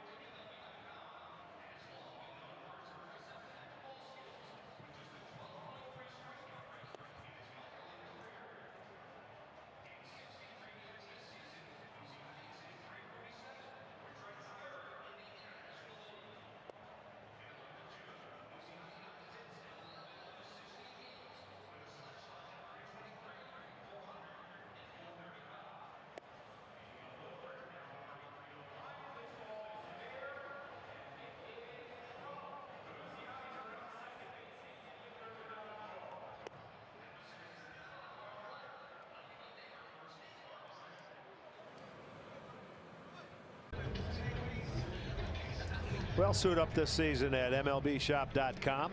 You can check out the largest selection of authentic jerseys, caps, hoodies, t-shirts, and more. Visit MLBshop.com, the official source for your Cleveland Guardians gear.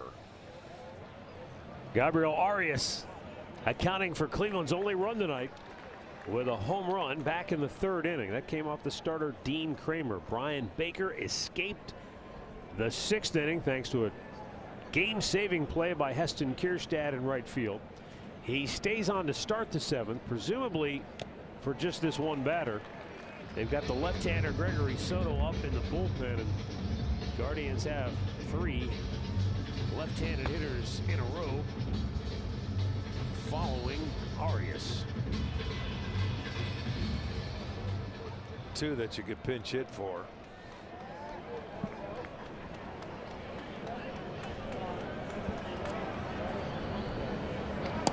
Down swinging. Well, he saw 3 different pitches: slider, fastball, changeup, and he's gone.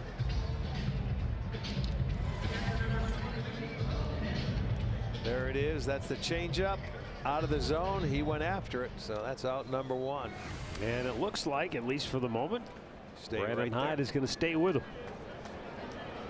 Well, he's throwing the ball well.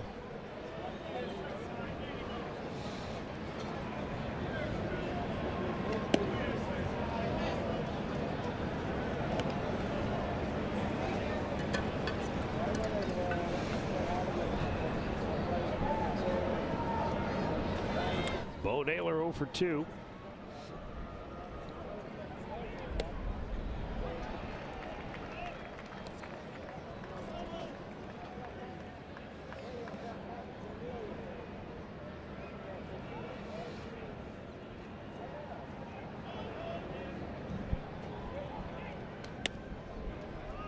Just a little high, and that's been a consistent call all night long from well, Will Little.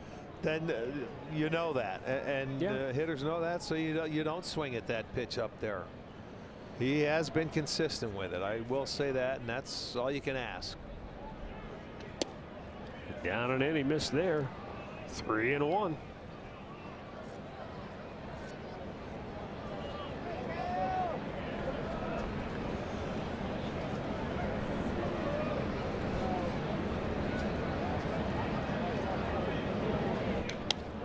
Popped it up.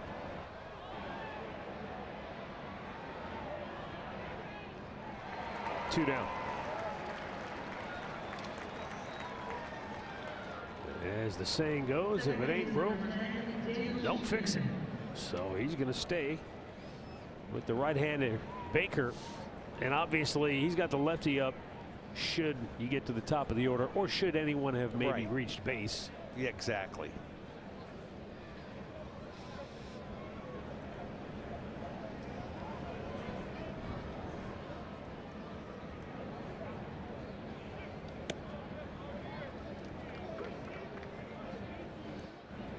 But if Baker can get the third out here, then he's got Soto for the 8th and Bautista for the 9th. It sets up his bullpen the way the Orioles envision it when they have the lead late.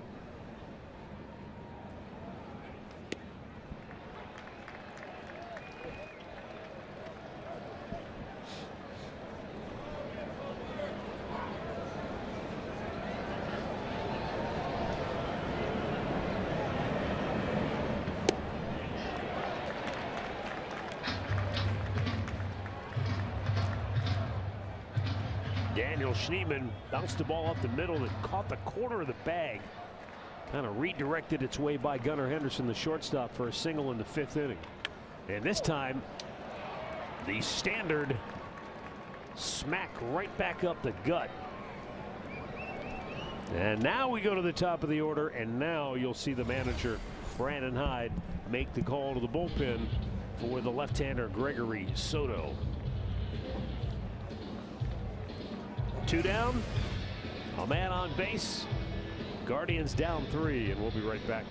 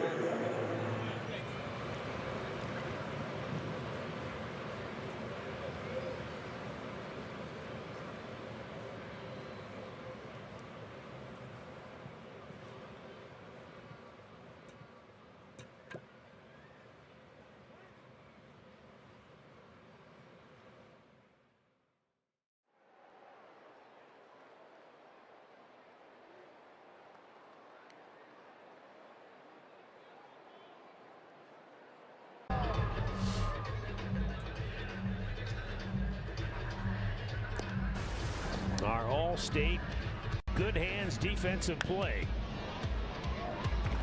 Well, he moved the ball around. He was ahead of most hitters. Made some good pitches on the outside. Struck out a couple. Only one walk.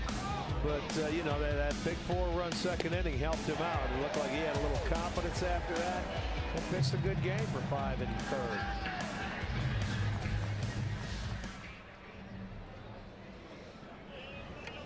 Lefty-lefty matchup. Gregory Soto. Sinker slider. He can bring it. Upper 90s. Gets a lot of swing and miss. That fastball ran off the plate. Struck out more than 26% of the batters he faced a year ago.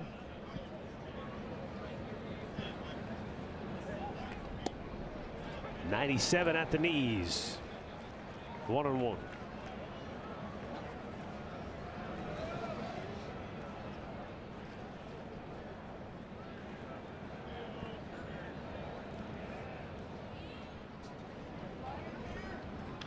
Quan trying to shoot it the other way. It goes foul. And a 1-ball, 2-strike count.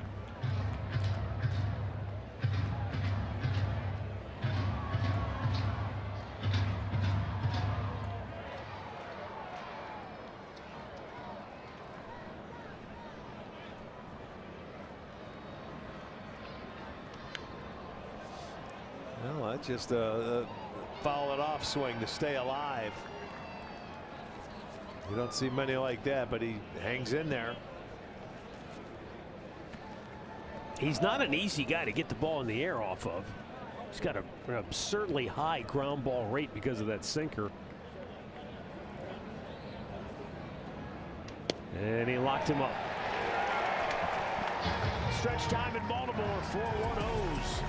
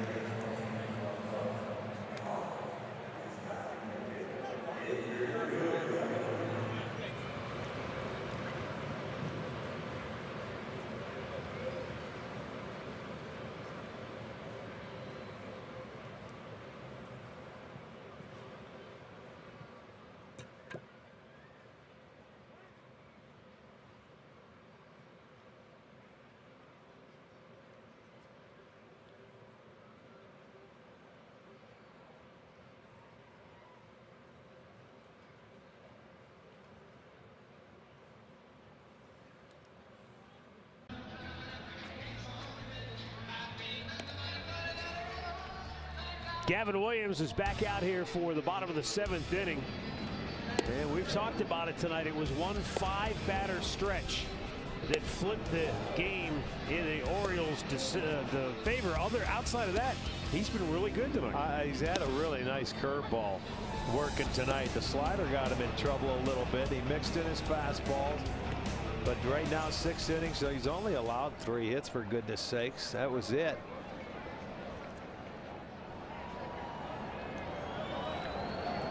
I just like the fact that, look, you give up a grand slam, I don't care who you are, it's going to smart. Oh, yeah. And he was able to, all right, let's go. Let's move forward. He did it earlier in that 2nd inning, you know, and he knows that it all started with a walk, but then an 0-2 pitch, base hit. So the inning was set up. And then, you know, another walk in that inning, and then one hanging pitch that he took the other way for a grand slam. So that's over. You got to get over it. He's put zeros on the board ever since. And sometimes your offense, you know, this is something they did for him last year. They did not score this guy many runs at all when he started. And here you look up and they've got 6 hits but only 1 run. So you got to help the guy and bail him out. He's done everything he can. He had a bad inning, but you know, you got to go out there and try and score 4. And that's one thing that Baltimore's had to try to do, is score 4 runs, because they're good when they do that. 6-2 this year when they get 4 runs. Now the 1-2 offering. You know, Stephen Vogt and Craig Alvarez, not only are they manager and bench coach, or manager and associate manager, I think the new title is now, but you know, very good friends, and they speak the same language, and they talk about what we're doing. We're placing bets. You know, we're taking all the information we have and we're trying to make the most informed decision. We're placing bets. That's what we're doing all game long.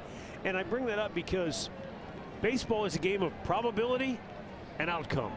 You play the probability, you hope it works out, and then you wait to see what the outcome is. And to take that a step further, as the 3-2 pitch is beat into the ground, Gavin, quick release, got him.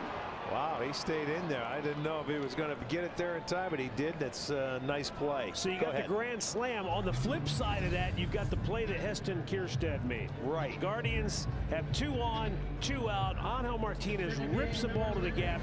Looks like a hit all the way. Kjerstad makes the running catch. Now, one of your favorite statistics in the modern game is catch probability. And our guys at Sport Radar said there was a 60% catch probability on that ball. It was the lowest catch probability that Kjerstad turned into an out in his career. At the lowest? Yeah, I mean, in other words, it was the toughest play. Okay, well, I'll tell you what, it was a great play. And it's the timing of it. Just watch him go back. And when that ball left the bat, I said to myself, that's in the gap. Start running. But there was 2 outs, and he ended up catching up to that ball. You know, I don't care. I don't know what the wind did with it. I don't care.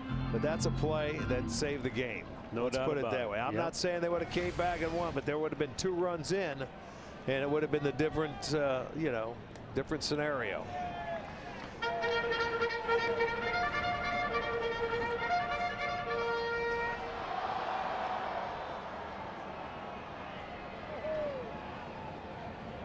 I don't know how they give that percent of probability to catch, but I'll tell you what, it ended up being a 100% catch. Arch, in your terms, he made a heck of a catch. That's right. I know, but Matt, those numbers are so weird, like 60%, 40%. Yeah, I don't understand how they do that, but it was a tough play. It was a great play. Put a star next to it. I think that's the easiest way to put next to it. That's as easy for me, yeah. What it tells you is that's the best play he's made defensively in his young career. Right. And as you guys said, it was a game-changing play as well because of the situation. And, you know, he was in the lineup in left field to start before O'Neill was scratched. And he ended up making the best play, and he was in right field. Now, I don't know if O'Neill would have caught that ball if he was playing or not, but guess what? He wasn't playing. Joey Cantillo getting loose in the bullpen as the big rig has gone to a full count against Jackson Holiday. He of the grand slam back in the 2nd inning. This time he's down hacking. 4th strikeout for Gavin. 2 down as he tries to complete 7 innings of work. Yeah, I mean, that'll be a first. There's that good curveball, man. He gets it. Nice. Ramon Laureano 0 for 2.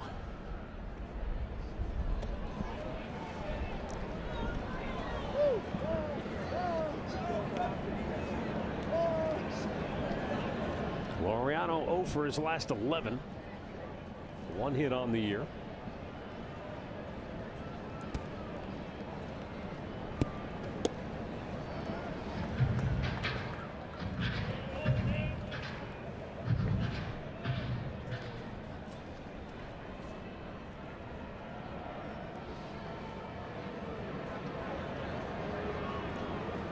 The 2-0. Blew it by him. Ooh, I mean, nobody can hit that pitch. 97 at the knees, outside corner. A little surprised he offered at it with the count in his favor at 2-0, but he's probably not seeing the ball all that well He's mostly been playing against lefties as well. So yeah, like we said, he wasn't in the lineup, but an injury or something happened to Tyler O'Neill that forced him into the lineup. They ran out of spinach for Popeye, Arch. Yeah, right. Yeah, come back and challenge him. Let's go. Uh-oh. Deep left field. If it's fair, it's gone, and it is gone.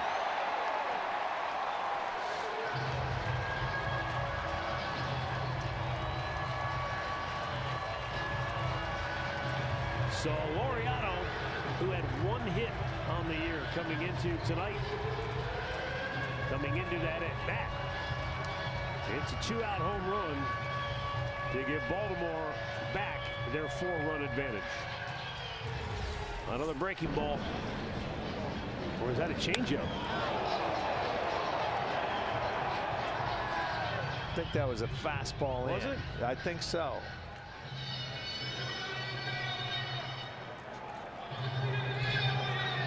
Well, he got the head out and he cranked it.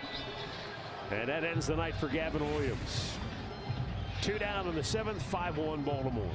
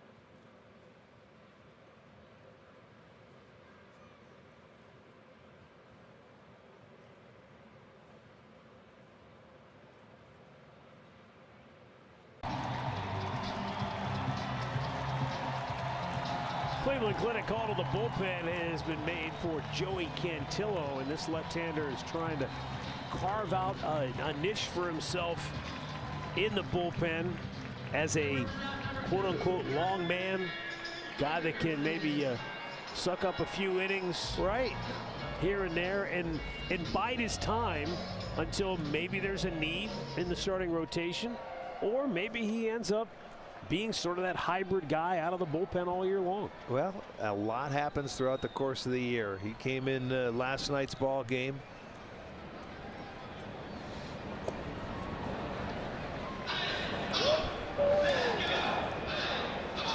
I think there's a strong sentiment among the team around Joey Cantillo that goes something like this. If he ever figures out how good he really is, he's going to take off.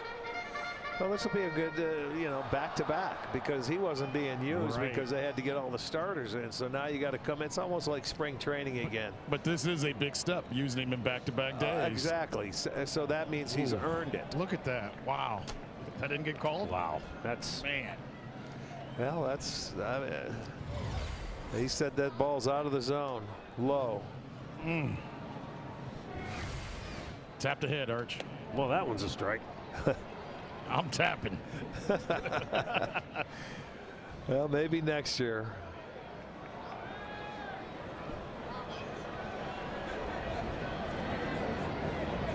The 2-2. Blew it by him. Attaboy. Made him look bad. Didn't hurt him at all. The home run by Laureano has Baltimore up 5-1 through 7th.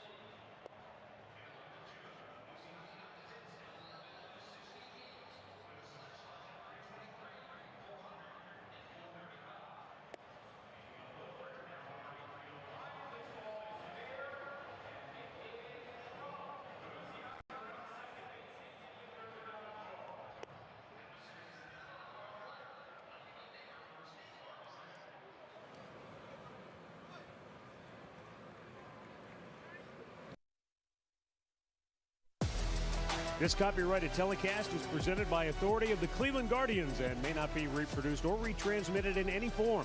And the accounts and descriptions of this game may not be disseminated without the express written consent of the Cleveland Guardians.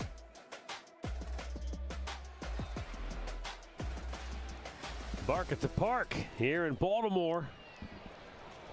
Orioles lead it 5-1, and Jose Ramirez leads off the 8th inning with a double up the alley in right center field. Boy, the last 2 at-bats, he's been the leadoff guy, and he's been able to get on base. Took that base hit the other way with down the third baseline, and this one he plugs a gap in right center. Nicely done. Got a fastball away and just stayed on it. So for Ramirez, that'll be his 3rd double and a start to this inning.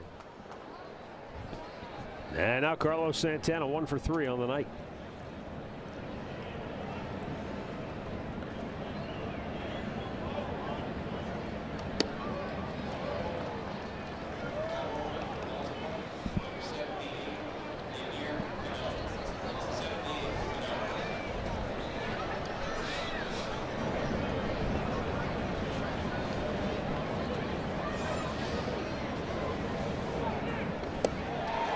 Back-to-back sliders, and it's 0-2.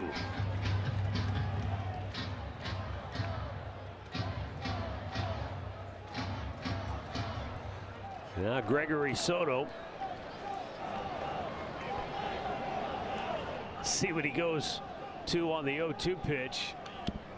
Right back to it. Why wouldn't you?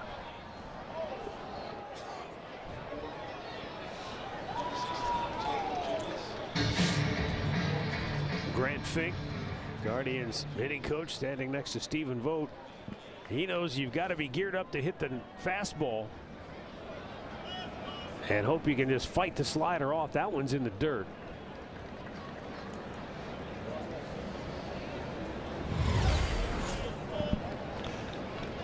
Yeah, way out in front of the plate, and Rushman, it looked like he got his arm first, but he kept it right in front of him.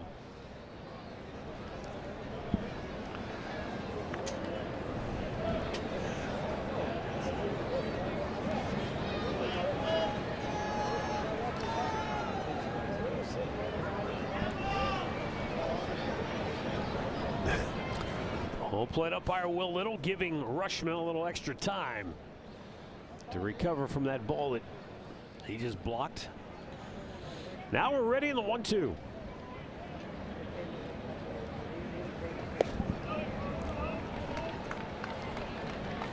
Are you surprised he hasn't even shown him a fastball? No, because he feels he can get him out with the breaking ball. And you know what? With Carlos, he's down 0-2. He's always been. He's going to work it and get back to 3-2. You know that.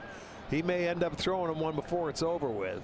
There it is. And he tried to paint on the inside corner. And here you go. And then he'll go right back to that breaking ball. 3-2. Boom. Yeah. He's done that his whole career. But I think he's going to come back with what he started him with. We'll see. See if Carlos is thinking along with you. Line drive, base hit, right back up the middle. He stayed with the fastball instead. Yeah, there you go. And Carlos sent it right back from where it came from. And he threw that one for a strike. And down 0-2, work it to 3-2, and base hit. Beautiful, well done. Fastball right back where it came from is right. Duck. Jose had to break back, but it's 1st and 3rd. And we're going to get a pinch hitter now. The big man is coming. Yeah, big. He went deep here in center field last year. His first at bat of his career. Right. We talked about it tonight. He said this will always be a special place to him. And of course, the pitching coach comes out. Yeah, well, no, that's is that Brandon Hyde? Okay, yeah, yes, that's sir. it. He's going to bring Cano in, the right-hander, the sinker baller.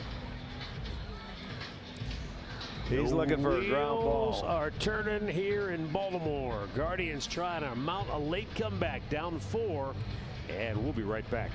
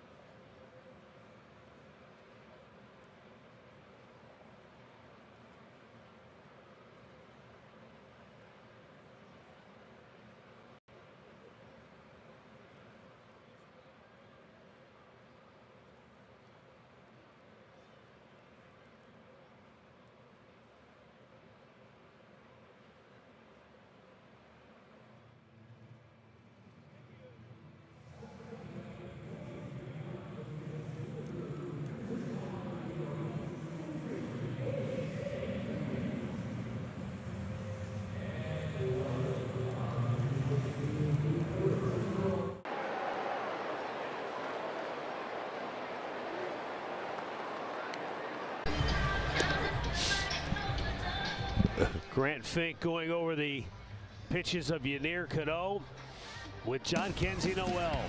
Last year, in his debut, June 26th, here in Baltimore in his big league debut. Look at the dugout. They jumped out on their feet. And John Kenzie Noel homered. Well, they do it again, too. If he can do it one more time, You ain't lying. they bring you right back to one. Well, he's got first and third. Cano coming on. He said it's all about confidence. He said he's going to keep himself confident and keep working, and whenever he gets a chance, he's going to go up there with his confidence that he can make something happen. He takes a fastball strike. Nolan Jones has moved to the on-deck circle to pinch hit for Lane Thomas. So the Guardians pulling out all the stops. Here in the 8th. And a big rip foul.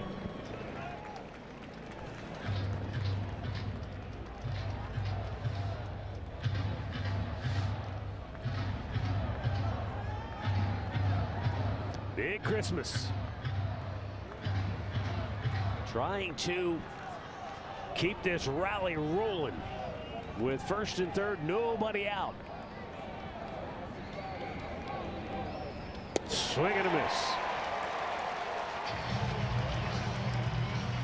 This pitch had some nasty movement. Watch this pitch. He's got good sinkers. He has that ball that runs in. He's got the changeup. He's nasty on right-handers. Now Nolan Jones with Angel Martinez on deck.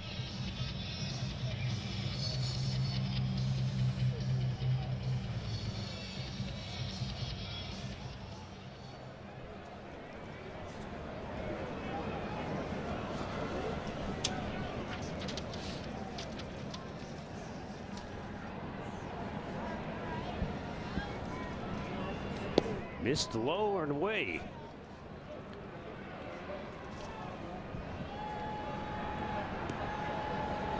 Jones looking for his first hit on the year with a runner in scoring position. 0 for 9. Be a good spot to dig one out. Low, 2-0.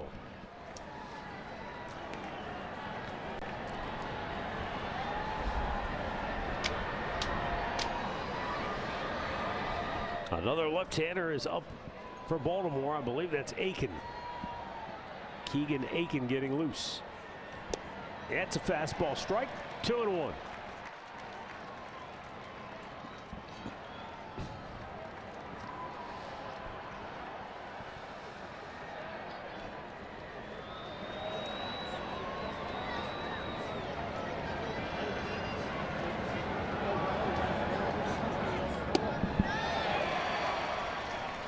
Came inside with back-to-back pitches right there on the inside edge to even the count.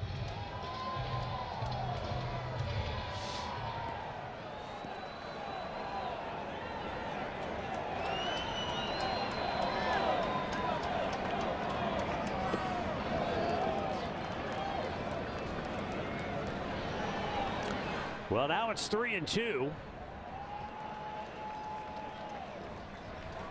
Outfield shading Jones the other way toward left, almost like he was a right-handed pull hitter. Yeah, a lot of right center field. Low, ball 4, and they're loaded.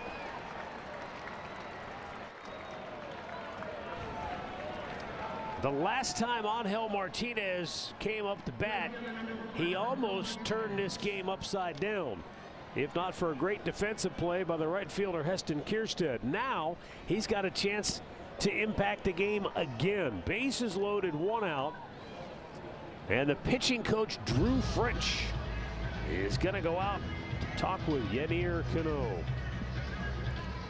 Once again, if you missed it earlier, this was in the 6th inning. 2 on, 2 out. They're running on the pitch. He smokes it. Yeah. And Kierstead ran a long way. Got a great jump, good speed, and robbed him. Yeah, outran the baseball, man. He caught up to it.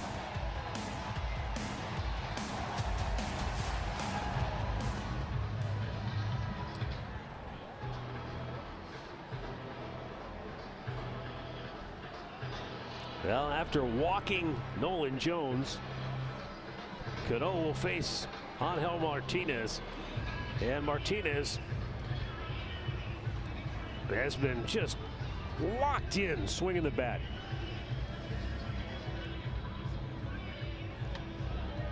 Eight hits in his first 14 at bats. 3 of those hits came last night.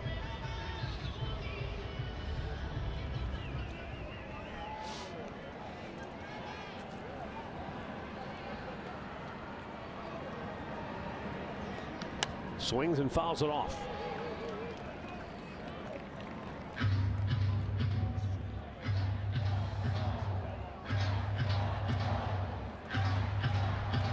Down 4 with the bases loaded and 1 out in the 8th inning.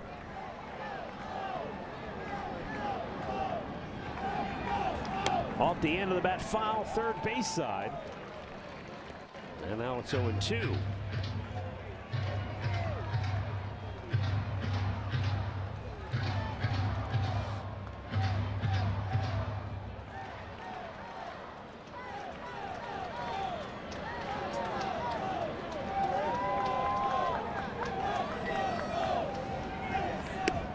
Took off on him. Well, he's getting him off of that zone, you know, changing the eye level. He had him to swing at a couple of pitches down, maybe one that was off the plate, so he elevated that one.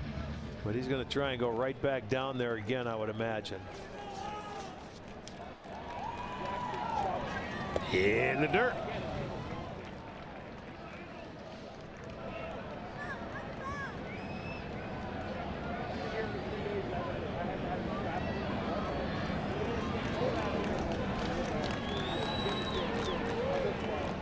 Another good at bat for Angel Martinez.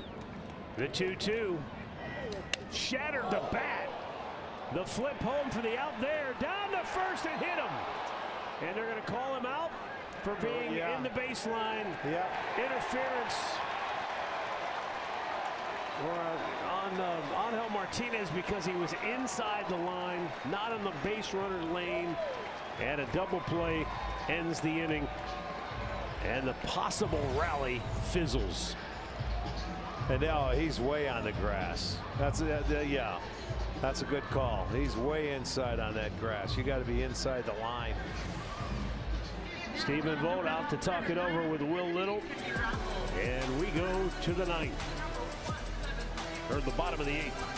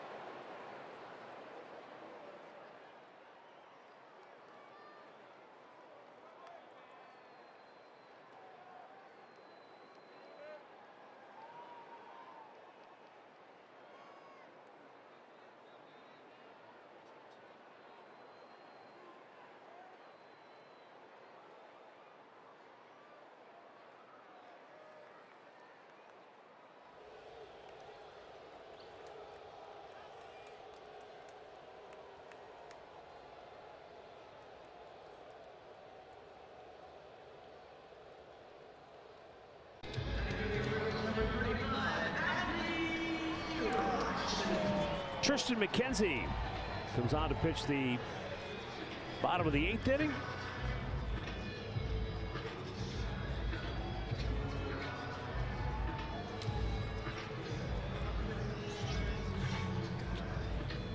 Yeah, Tristan came into this ball game and he got loose quickly, and half the people weren't even on the field yet. We got Nolan Jones is now in right field, and Angel Martinez is in has moved to center.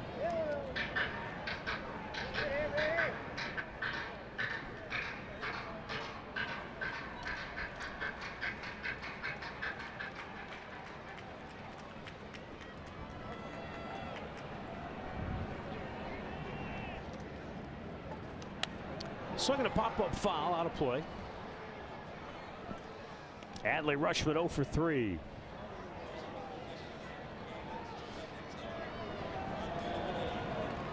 Chilly night in Baltimore. It was 55 at game time. Again, the good news is that the wind that had been so prevalent last night and early this evening has finally died down, and it looks like tomorrow night for the series finale the weather should be much improved. Yeah, let's hope so. I'll believe it when I feel it. It's cold tonight. The wind has stopped, but it's chilly. Can you feel the end of your nose? Yeah, it's red. I like that last low dart that Tristan just threw right there. That was right at the knees. Yeah, really. Yes, that's the pitch. That fastball down there.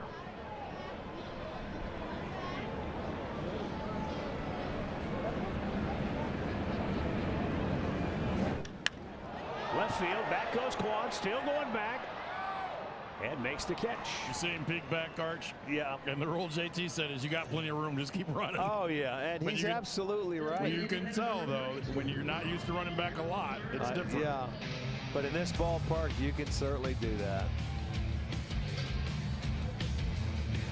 The Fubo box score, there you can look at it.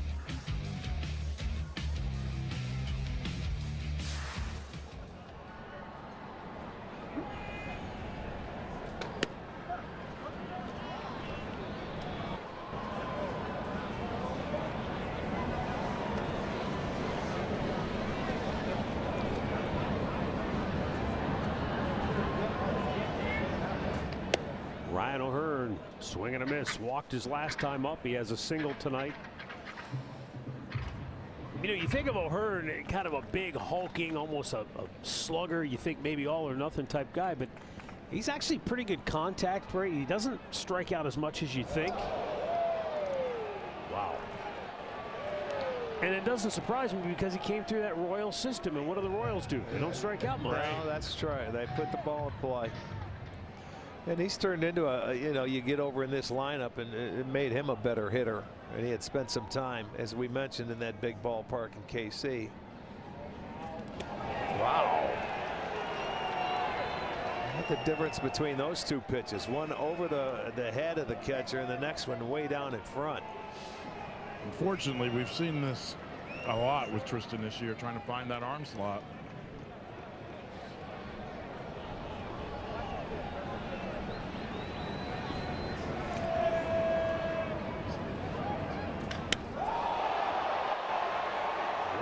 That is rocked.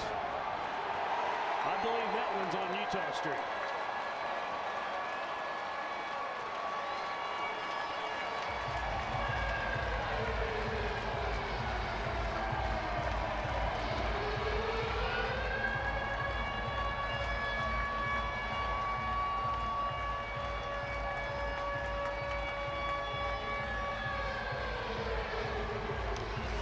Well, he knew he had to come back with a fastball here, and he was just waiting for it and looking up, elevated right in the middle of the plate, and that's got to be on Utah Street there. You know what, Rick? I think it hit the iron bars and stayed in. Yeah, I don't think it made it through. Well, he's going to drink to it. Arch, we got to get one of those on a row for us. For our pregame meetings. Splits the gap. And there goes Cedric Mullins into second base with a double.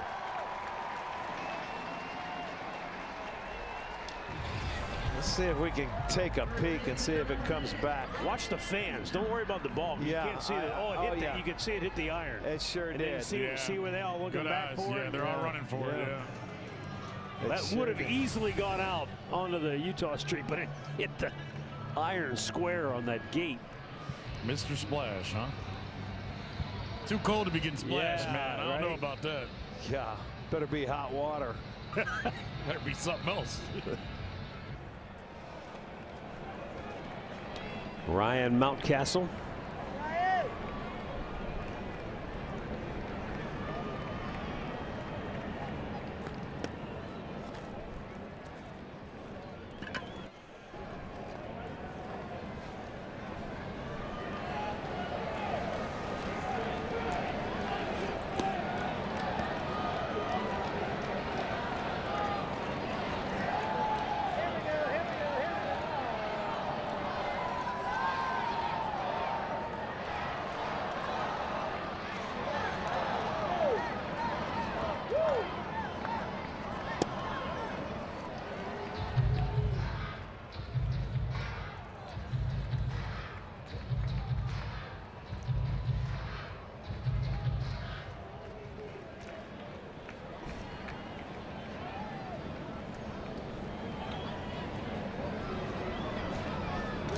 You know, what you just can't wrap your head around is that the velocity's there. I mean, we've seen 95 tonight, 94 with his fastball, but there just doesn't seem to be any consistency with his command. No. And he's not landing any off-speed pitches, so you can sit on that curveball like O'Hearn did.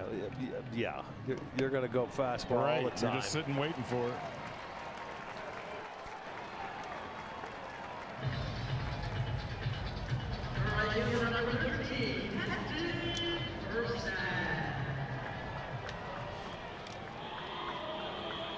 I mean, Tristan's not a grizzled veteran, but I mean, he's been pitching for most of his life.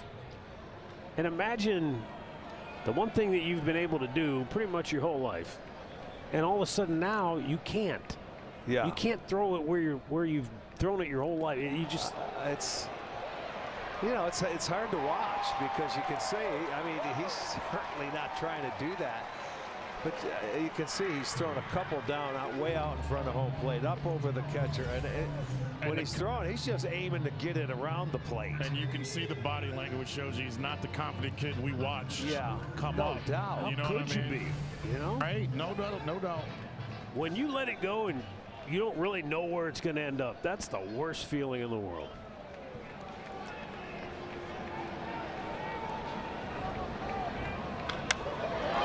Base hit. That'll score 2. Down to second. On the throw, they got him. Oh, they called him safe. He blocked the bag. And he got spiked. And now we got to check on Arias.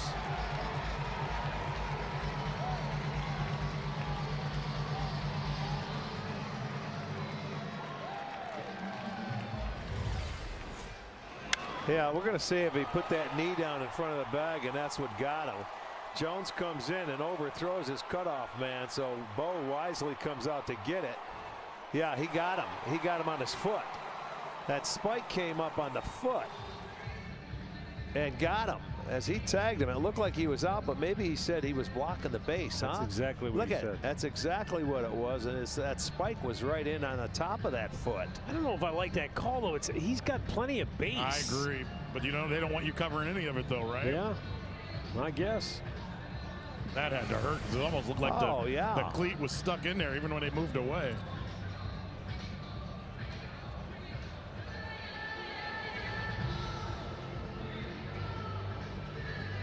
He's able to stay in. That just smarted.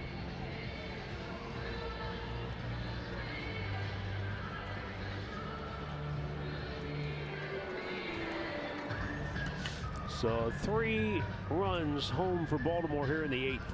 And still only 1 out. Not a game where you want to have to get anybody else up in the bullpen, so Tristan's got to try. Oh, yeah. I mean, that's what he was going to do. I mean, that's how he and Tiller were pitching right out of the start of the season. Either you're way down, and we have never been way up in a game. Maybe once where they've been able to pitch, but Ramon Urias 0 for 2.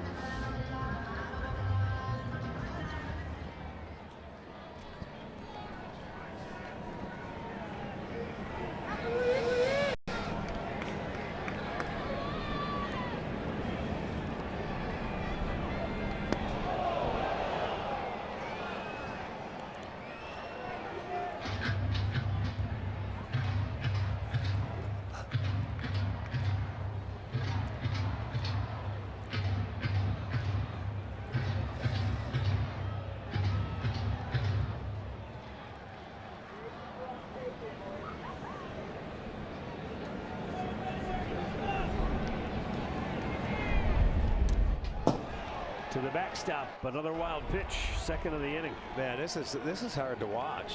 It really is. It doesn't look like it's getting any better. All you got to do, you got to just put number 1 down and put a sit down the middle of the plate. You can see Austin Hedges talking to Stephen Vogt. Look, every guy in that dugout feels. Oh man, it's Tristan terrible. McKenzie. I mean, yes, that's the.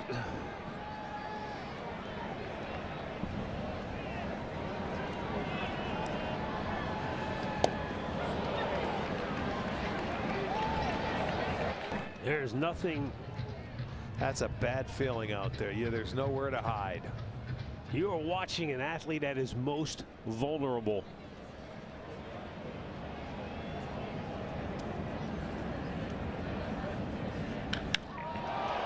Deep center.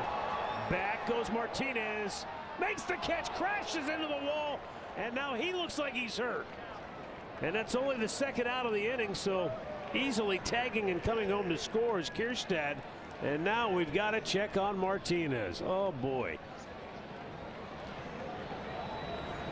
I don't know if his knee hit that wall, but he made the catch before he face planted in there, but he's still down.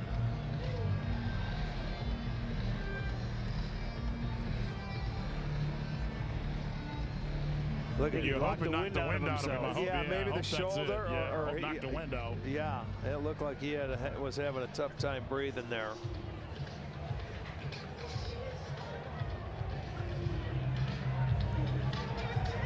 And Stephen Vogt motioning back to the dugout, probably saying, hey, do we have anybody left on the bench and go out there and play the outfield? Get him ready. Well, you could bring in Oroilers and put Schnee out there. You're going to have to make some kind of a maneuver. I can't believe he hung on to that ball.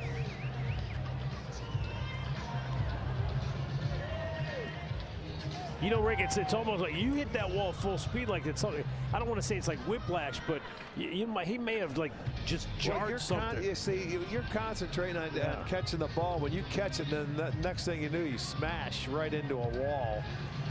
It's a shock. Almost like you get a muscle spasm in the middle of the back.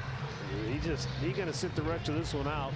Oh yeah. So Schneemann will go to the outfield. Rocchio will come in. Back-to-back games this has happened to him. One last night was in right field with got the line drive off his elbow. Same inning, wasn't it? Or it was the ninth yesterday. Yeah. Let's check it out real speed now. This ball was hammered. Boom. And yeah, that right arm got caught, maybe got caught right into the stomach, the solar plexus, and it knocked the wind out of him. Look at the concentration. Next thing you know, the wall.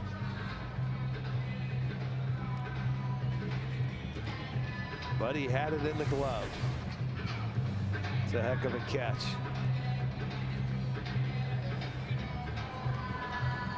So Martinez exits. Rocchio coming into the game. I would assume he'll go to short, and Arias will just slide over to second.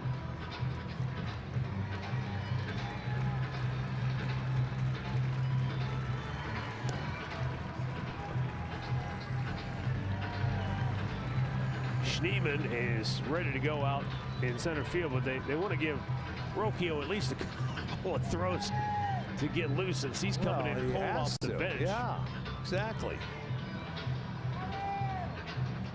A 4-run eighth for Baltimore.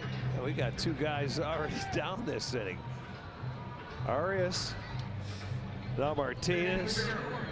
Fortunately, Arias was able to stay in the game. Otherwise, they'd really be in a tough spot.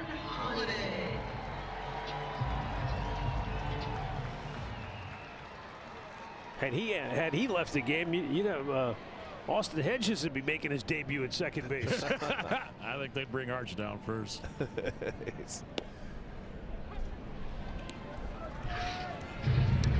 Jackson Holliday, grand slam back in the second inning. And the Orioles have never trailed tonight.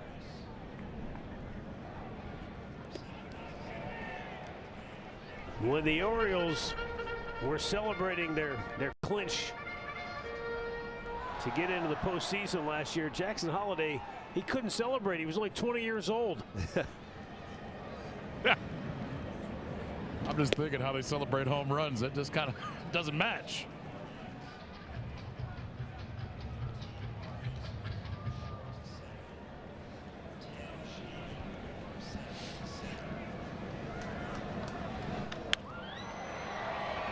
Slicing down the line, out of play.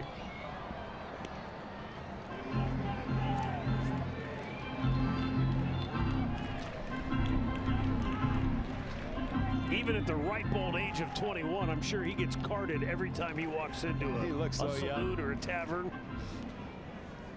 Probably will until he's 40. Good for him. Now the 2-2. Oh, come on. I mean, seriously. Wow. It's 9-1, and he just threw a strike and didn't call it a strike. Oh, boy. Wow. Here's the payoff pitch. And a weak ground ball to Santana. The flip to Tristan ends the inning. We go to the ninth. 9-1 Orioles.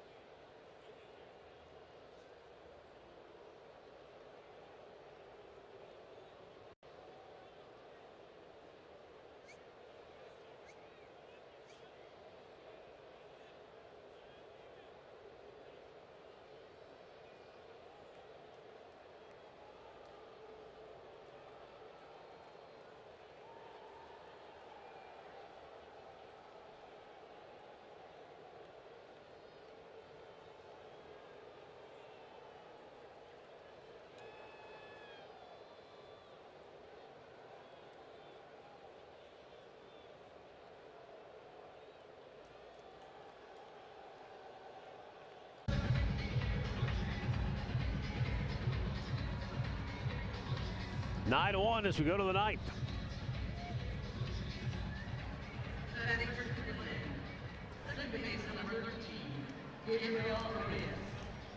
Keegan Aiken will pitch here in the ninth for Baltimore.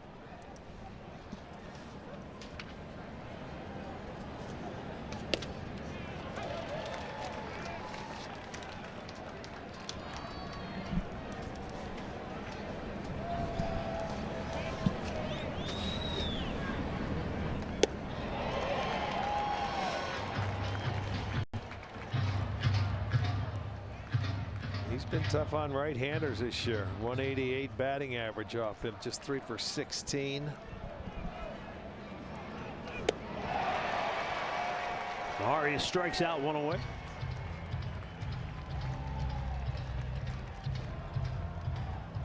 Number 23, Low Naylor.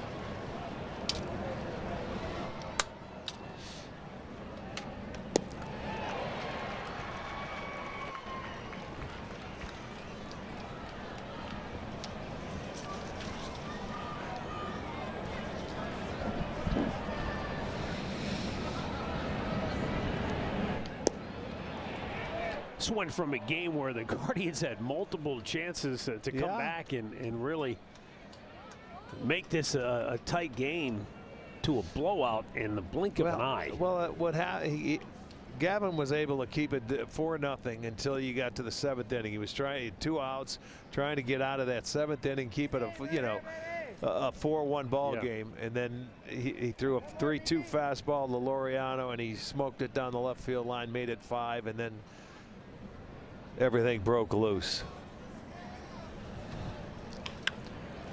A bouncer to second. 2 down.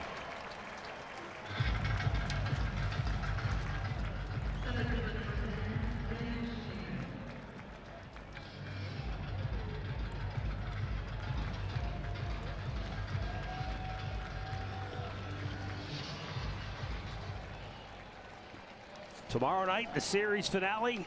Tanner Bybee will go for the Guardians as they seek a series win. Tomoyuki Sugano will pitch for Baltimore. Longtime veteran in the Japanese League.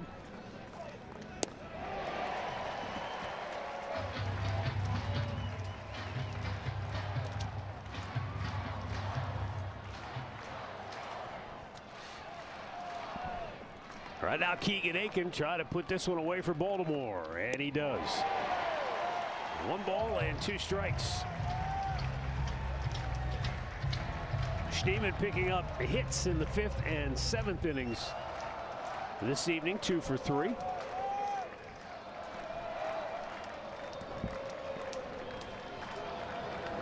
And that'll end it.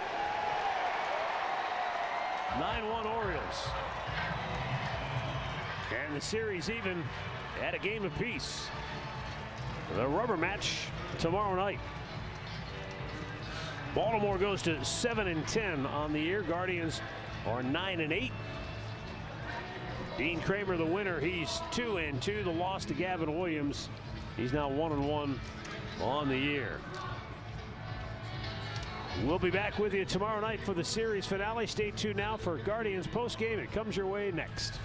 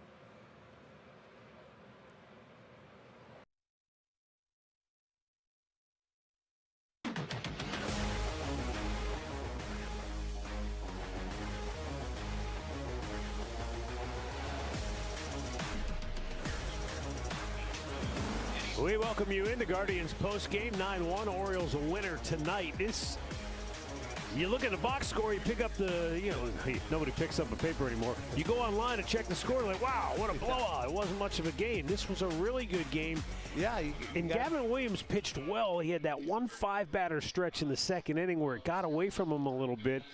But he rebounded. He kept him in it for a long time tonight. It ended up being a good game, but what upset me a little bit, he went out tonight in that first inning. He was very good. I mean, minimal pitches, he got through it. He comes out in the second inning and he walks him. There's the leadoff man, he walked. Okay, that's no big deal. But he gets 0-2, and then he hangs a breaking ball, and he gets a base hit to right field or to left field. So you got first and second. And then later, after he gets an out, there's another walk, and the bases are loaded, and he missed with a breaking ball, comes back with another one, and he hits it out to left center field. Right there, that was a shocker. Look at him. He couldn't believe it. But what he did, he settled in. I mean, he gave his team a chance. He took them into the 7th inning. Offensively, we couldn't get anything going.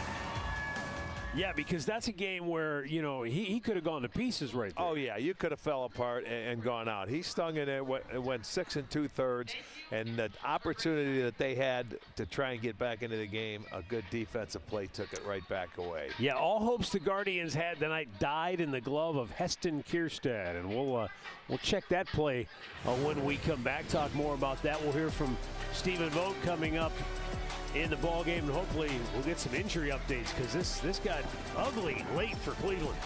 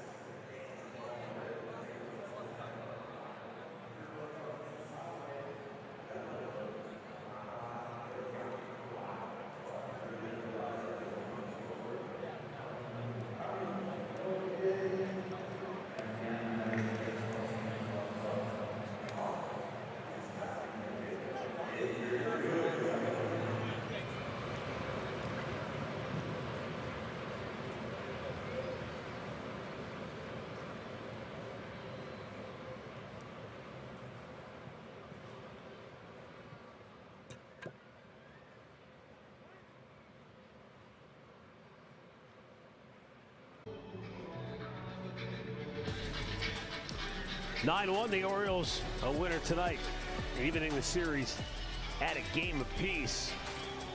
We need a moment of levity after a game like this. So before the game, your contemporary Jim Palmer, who once famously modeled underwear, told us that he had never eaten a chicken wing before in his life. You buying that? No. Oh, I couldn't believe it. No, he told us before the game, but he did. Never had a chicken wing? And it's true. I guess it's true because they brought him a bunch of chicken wings over there during the game. They were trying to get him to eat one finally. And I don't think he did because he brought a couple over and put it on our plates there. And? I ate one. He didn't want it. I was hoping they had me on their TV. And he looks better than Jim Palmer, and he eats chicken wings. So I grew up on chicken wings. good for the chicken wing industry. Angel Martinez, he got chicken winged into the wall to end his night here. Yes. We'll check on his status in a minute. Boy, the guy's the hottest hitter on the ball club coming into tonight, and he was right in the middle of a couple potential big rallies. He's been right in the middle of everything since he got here. You know, game number 5, and today it was no different. He gets the start again, and I'll tell you what, he hit the ball that you thought was going to bring him right back into the game with 2 runs scored. Herstadt made that beautiful play, and you know, he couldn't believe it. Took him out of the inning, and then again he's going to come up, and with the bases loaded, you get a 1-2-3 really double play because he was running on the grass or inside the line. The umpire called him out for, you know, I don't know if it was obstruction or whatever. You used to be able to do that, but now they say you have to be in that little base runner lane. Yes, you do, and he couldn't do it, and that was it for the inning. But he's right in the middle of it, and I'll tell you what, I just hope he's okay. Well, and we're going to go to break. We're going to come back. We're going to check on his status. As we go to break, though, this was the play that gave you a scare because of how well he's played, and he went full force into the wall in center field. He was able to walk off under his own power, so hopefully it's nothing serious, but we'll check on that next.